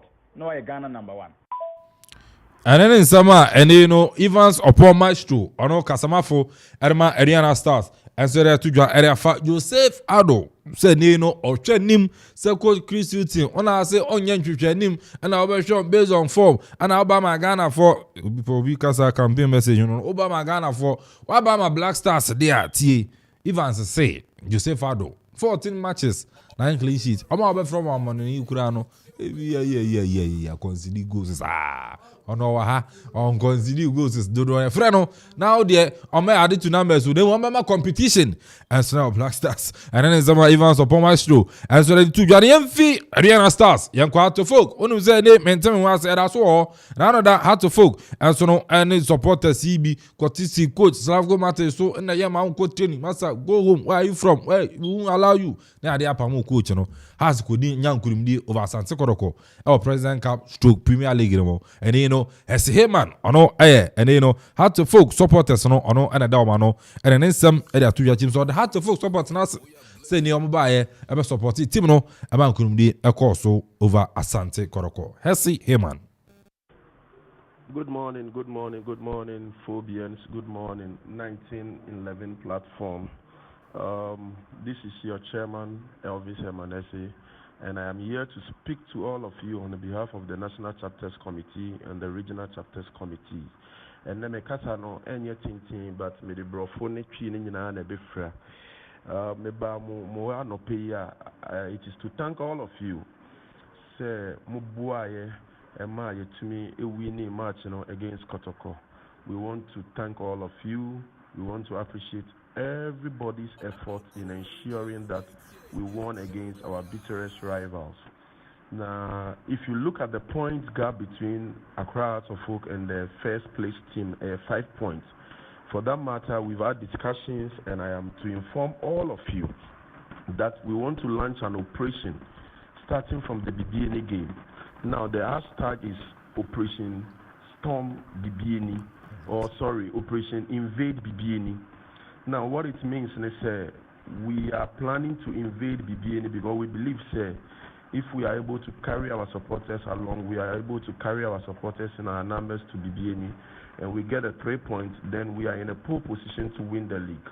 And then in summer, and you know, Hesi man, and so no, and to draw other heart of supporters. I say, no, children say, BBNE, here we come. Yeah, ba Operation Invade BBNE. There's also some move BBNE, no more Kwaji Stadium, not far. House of Folk supporters called Bobby. Now, much BBNE Go Stars. Now, couldn't be a so area more. And then in summer, Hesi man, and also no, to me, Eddie to Jabrano call in summer, dear, a Dawson, yes, ne fata Sawteno, and then I bring you doing, you know. Yansono yetumi ere by fisam kakra wono yere abache no so do na igbo panwa anaso no na igbo a pasolo paradise betena say afi so no nkomo kakra ofie no ono so no atumi ere aba eke yeda sente eke na atenenka enso e we fie nsam ahuro no enso yemu 34 minutes past the hour of 11 Club ya yenwura mu kakra ye wo local stories no enso ye mo ye hwe minimum be abefa de but we are na waba FA president ne some kan de fa supporters enko stadium no ene kotokofo so anu yi am de amano no so ye ho. Right. Solo. Before that, I think say, ochina memfa akwenya we so na me boss. Ye kakra KO. Yeah, KO. Obiana uremu wo me kura wa otitiri na yene na etwibom na week we mu ana ye na eyi no ochina da na ye kwa akoyi no.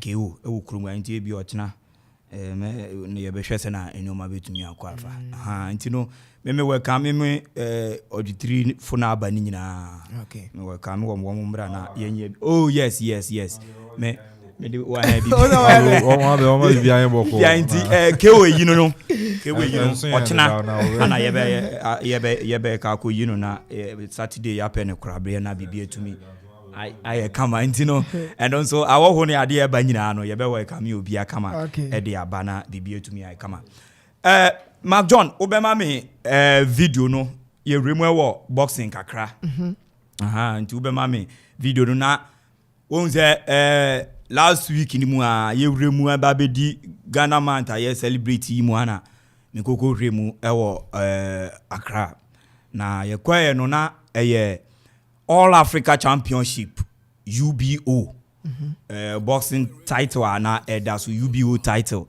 All African Championship a course so ni AJ Kreku the second sports complex Tema New Town hona course all the boxing authorities in Penifo wodo na womo into me amba the womo crab by womo into me by and so to me by including the newly appointed Ghana Boxing Authority president Honorable Abraham Nikwe ne womu nyina de womu we ni ade to me eba bijai manyo to me konkan. It was a very insightful night and so ni eje Kreku sports complex wo man nyoma to me course na but outdoor na to me course okay and the video ne da ho obi amra Facebook Okoman Radio 97.1 yes and to me course na brand here owini the ultimate na say movement na nkasa na ye abranche friend no Samson Segbeji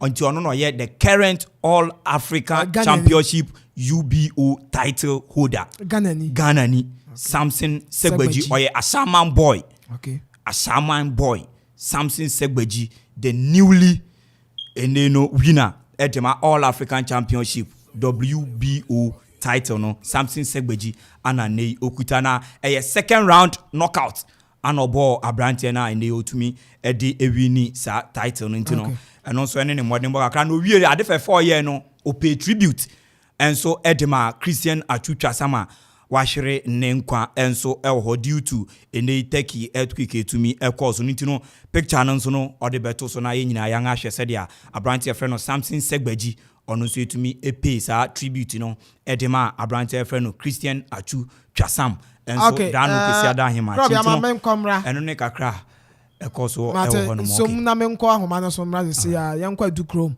na yankwa di sa adwuma we yemfemfiri ho ya ne the boy enso enti nkomo ho no na okuapem hene enso akopie mu a akosra okre nti nkomo a ekoso ho no the boy enso embo yemu kakra the boy what men ka dia yama Akwaaba efamro Okoman Radio Absolute Paradise masom ewo ye edukrom aye nifa division yemo bibi Akwaaba emra Okoman Radio 97.1 na ene ye okuapene osi ade yo kwasi Akuffo autoso aye miensa wo bo apro na apro na obo no wo hwa okuapeme mu no your 5 solid divisions na etete nana etra se okoba bi akwasra wono mu ntene no entoabo no esase ewo ye edukrom na fi anopa nonkro ena nanano mu ewo edukrom etra ase omutra ase ko ye anfie ye beka na nunkode hona nananum ko bobo ho ano ebo no ndu no nananum nyina ato anan efi ye nunkode anfie ebetra edukrom de background no so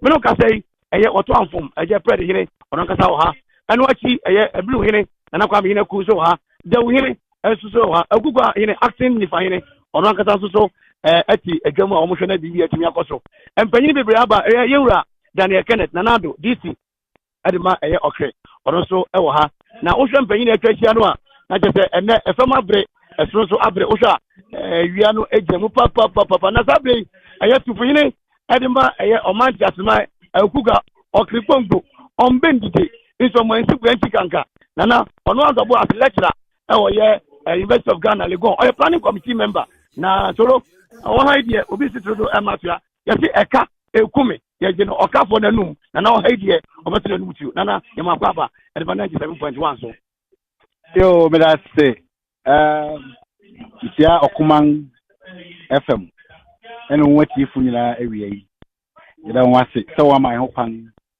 de Ghana man nyina enti yenka no kware osiade kwatie kufu kwa penhene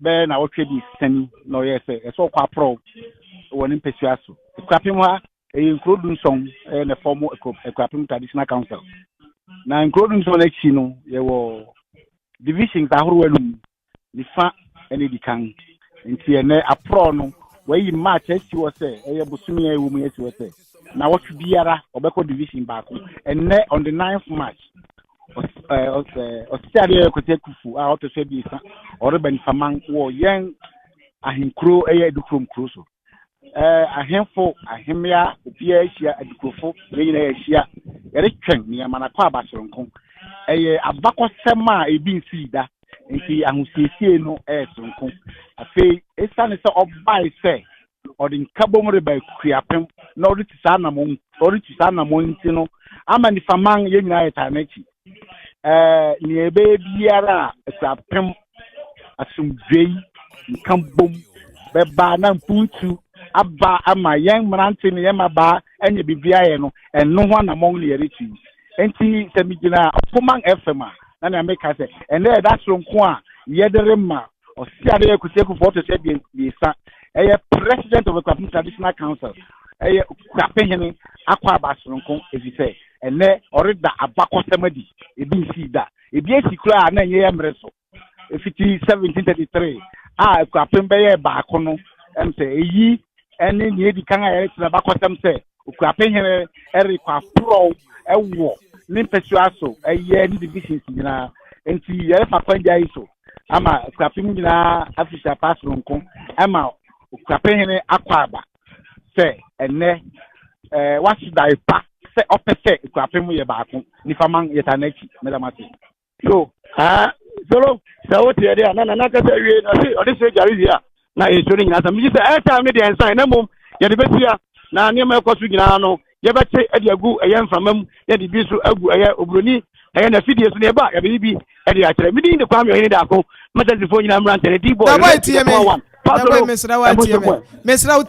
me obi bebi sase edi ntipa na yewura okosa ato we ye de afa Akuapem ye okare ene ne important no solo yewura meka sai sabrenji ni enti oba no omo fantu enti na meka se yeso mu ha na wadauroma oka ade tudwa wia na ya ba beka enso achem na so matumi aka sabe de ontina senka sai na yete de so ba be sra wono mo sane de yate na mo asema wonsa ni machide solo wadauroma ye enti okay and yeah munkoso endi akire ye beto fam bia no na ye so ye de asom ye tiefo ye da asepa uze da asepa na kotoko no go wetela kotoko no de store ye go ya twere wie yo na bia bono mo nane omo moye that's anti the boy na wote ne nka no yakọ edukrom aba yakọ akodi nkomo no edi afiro krobia to aso kakra na fasi na fi yeah, nti no kakra nti no picture no John Safa boxing picture no fato so ma ye nti ma ye nhwe oyade un se Monday no nse na uremu a Ghana nyina no trending number 3 e social media no so especially on Twitter no other number 3 ano or trend pa highest bloggers ni other way nyina na eche se ejuma so ene they are here no winning second round knockout and to me the winning title no all Africa championship WBO title ana currently okuta ne adne che say na efe pa efe enioma enso etumi ekonkan wonti yeguso aye kono e bia ni video no so betumi Amanfo enso ahye video ni bi said ya odi wie no finish line no finish line no na e video no be bi owie no na nso we hu said enioma etumi ekwa no ni nyina ye we a dia de be promote black and white black and white no ye de be promote yenso ye boxing no juvenile level no mo a banona nyoma etumi akonkan because you see nya new president Abraham Nikwe as Ghana Boxing Authority president, any new members are woman so ewo hono mu a womo ebo anti ye hwede a womo so betumi dia ba beboa ye boxing no and so ewo man konkro Ghana because upe my Ghana in terms of sports there and as a sporting disciplines in nyina dia peja Ghana akon so there I think say boxing and BBI anywhere coming close to boxing baby at the Ghana could do in terms of sports in terms of nekakra if you over President Akasa Keto Kreku etumi Akasa fa turnout so far as a match day spectatory na concern we in various centers no in the Bet Power Premier League nimu na dwimu no ne susu se anka clubs no and we are first time when you feel no can waka che say clubs no and it was a club bia will make sure say ni obeya ma wo supporters a ebema wo munzo etumi ayeden aba stadium aba be she game no eno na yeden the most important thing nemo manye efe ne djuma so betumi aye se djuma no clubs ne nso kiri mu a enye yen clubs ne nso ayeden edjuma say yen so ye be mobilize supporters ana say yedi ni oma begu akwan mu in the quest say at match day bia no e the various venues no ye benya supporters a troopy in eba be share games ayebo in the local league nti yi aba be asre ne abasa obi a kire na adwen and me no me ni baby mumba akon say uncle you know you're right and I say you know you're wrong but the thing is we know a collective effort I was bibia enye day because league you know you be day so what I say league you be day and a one day a day if you know league you know day no new product without the league you nya FA president clubs in Ankasa yes clubs yes say clubs no make the league no yes it can league now consists of clubs no it without the league every country say work division 1 koso hwe koso ye di nya FA president other national duties be anyway bia no will be chaired by the Ministry of Youth and Sports woman na other national way ni ye wo de but say fa league no ni sa anyoma ide FA no una product ni ye wo de even in the media frame some we promotion why do we do it, we will be a radio station and then out to flyers putting out in your match taxi drivers edu baby organize shows ni ade we chat there we all in the name of what obinto nka no ntio okay enti we na product ni ya wode at the end of the day ye ba betina ha ye be ye eduma but ye eduma na ye no it sells the station at certain point but in nyina mu no e was a management nso nya den and put in other efforts other things together measures bia say ye program no sell station then ye betumi aya ye benya numbers no then more and no nye me ama ba betina ha me ye call to e was a me make about sport ma ba betina ha me ye no I would have my audience but the greater part no e himfo na say ye down to management eduma no e koso sen e koyie e ye den e fole e was hu say fole what are the things e was put in place now fundraise eduma no e ye wo eduma no ye wode no wona wo ye organizer wona mu ye the directors wona mu ye bribia e hye monsa the clubs in betu I am a supporter of bia fanise kotokwa I can choose to say kotokwa match me nkohwe na me ka ana ye wo obi o intini ye wo football loving fans fans obi an ni je gudie ne ho ana supporter obi a ono no ordinary rashim say meme ye kotokoni ntimi de ade bia kotoko no ho na mewo. So if kotoko numbers no club no fa ne say club no numbers no club no betumi ataught ne ho say me obi a 5 million supporters eno ne ye club no no kan because ordinary ato even some one more ye fan of kotoko. If you are a fan of kotoko, you are not a kotoko supporter. Ubetumi a fan of kotoko ba wonye kotoko supporter. Yes. Enti wo share wo ye clubs ne de wo betumi a share eno na ADCV yen club CEOs ni ade no. Ube share ni nyina so kotoko approximately wo di we ni ahwehwe mu a wo be 5 million supporters ni ade no. Not all of them. And yes, a kotoko supporters. We are a fan of it keke. Obi to make us make crowd me na me papa na ho ntia na ma menya soft love. Just look at this.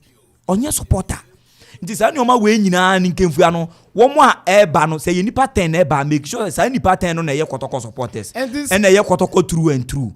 Wo mo a ewo etu kwan ni ade nyina ye ade ye din say wo mbotumi a return back. Wo mo work oman ni mu na nkasa no. Then amonso mo ye e de atwe ama won. Nti with the FA no ye ne part no.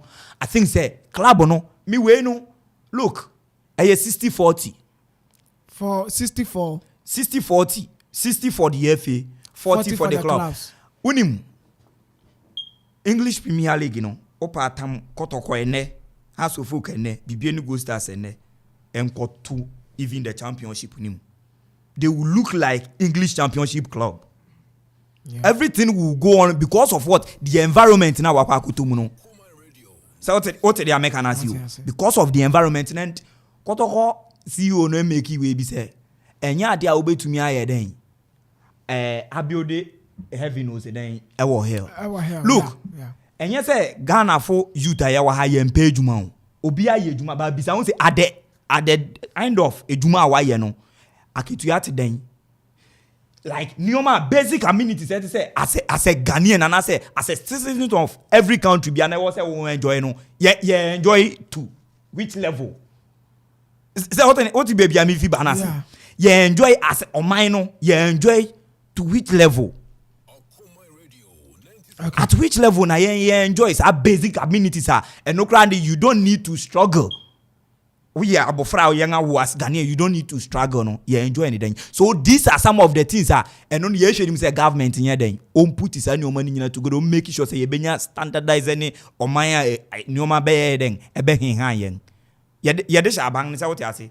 You find say individual. And they say to say on tomatoes 1 cedi. Now who kwesi ton 1 cedi na ma ton 2 cedi ni oka koto wa ma 2 cedi ni say ne bua ye don no to wa ma 1 cedi so say ne bua de obi so ton 50% at the end of the day yen for na di yen ho abro yen as citizens na kasa ye sanso di yen so ya yen ho abro so when inti as much as say FNU wo bribi ye no e was say clubs no so no den emye ni o ma clubs ne de wo mu ejuma ye so far as I say wo be mobilize supporters and the clubs ni wo ejuma ye pa clubs no ye FNU so de no so won ye eno ni say no ni ade no league ni dey FNU where you dey ana Shatawale ba be bosho wa ha ni ade a ana say wo mu eye VGM ni ade a VGM no at least na wa nominate no wo na wo so no nko ye promotion mame na so phone line bra say obetumi afra bam 0551 667755 0551 667755 offer na obama ye be fa na o de wa dwen de aba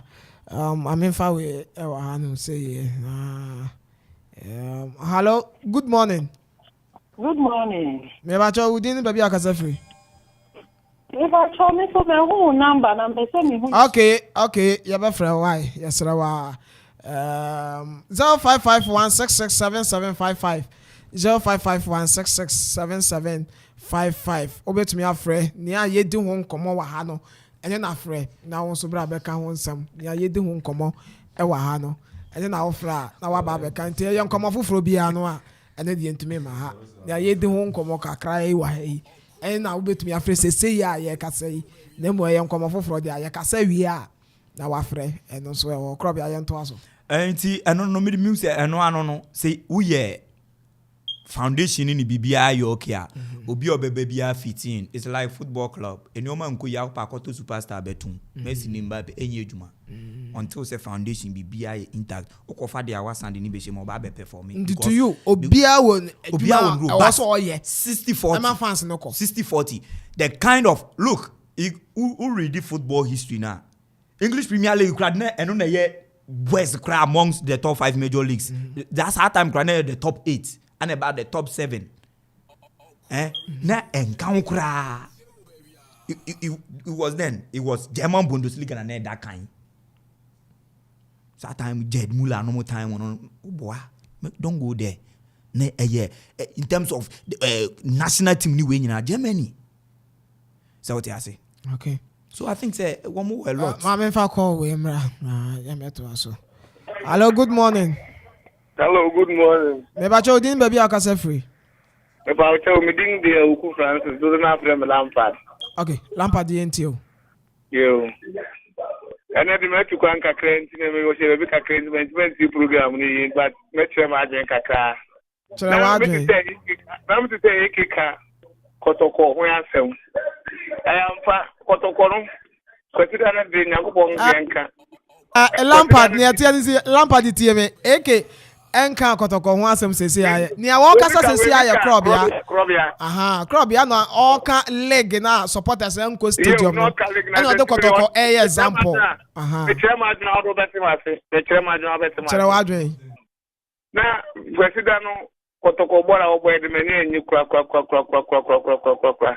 because na supporters no what we akoma tembia ka puti bia ye be kokohia bia no nga she no ngi ka pa bia tembia no sa na what it ye on esa Kotoko place na so hu se ka puti ya esa we you because na supporters no edi enyi esa na supporters aka nga re ho ne aka be ohun emu ni ran so the PSG fun so the we deserve to win Champions League ball and no boy so the many enyi kura PSG munye team ese what tom players na competing football. Okay, yes, yeah, that's it. And to also bet me after Abem 0551 667755 0551 667755. Ma memfa wemfam na yemba to aso emfema wo. Yanko Black Stars players are Omeba be Jemwa Diama Ghana versus Angola. African Cup of Nations 2025 qualifies no. Coach Chris Houghton names no Abba. Na yembo boss on female. First leg no Thursday 23rd of March 2023 and ebebaso ewo Kumasi Baba Yara Sports Stadium. Second leg no ebekoso Angola Montenso 27th of March ekipiama mark na onfento sumame why 27th of March 2023 and a second leg no enso ebebaso enso ewo honemunti eno Ghana versus Angola nemo squad nenie goalkeepers ne yemiensa Lawrence Atizigi St. Gallen FC ena Ofrieba Abdulmanaf Nuruddin Upin Bobo Konim ana nso efri Joseph Wallacott Charlton Athletic ana nso Ofrieba enti goalkeepers ne miensa no defenders Tariq Lamte Brighton and Hove Albion on also weekend we pick injury so obetumi abade ye behwe Abranti and din so de Dennis Odoi Club Brugge and also Eba Gideon Mensah AJ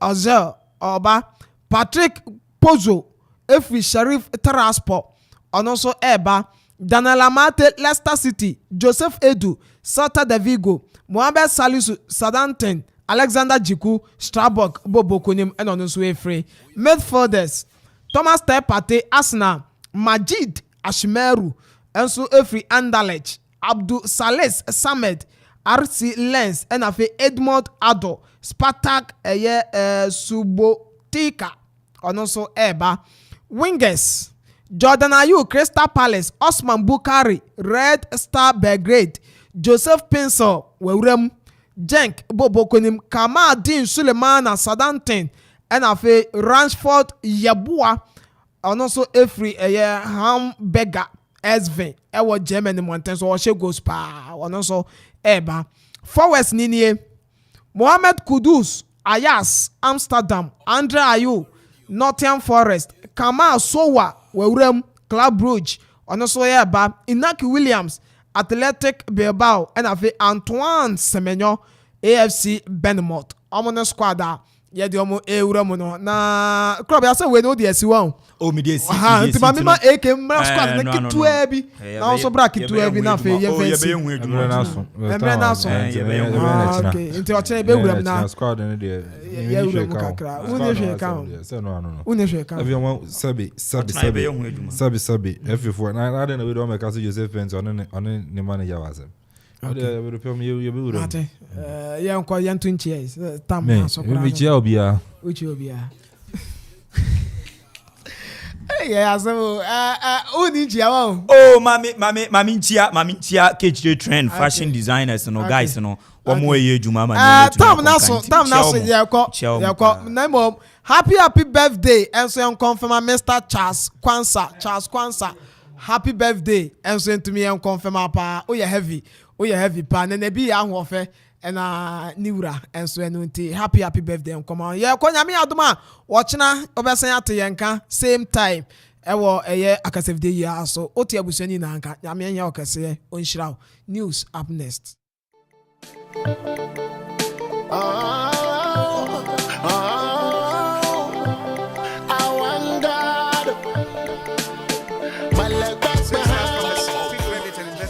Credit and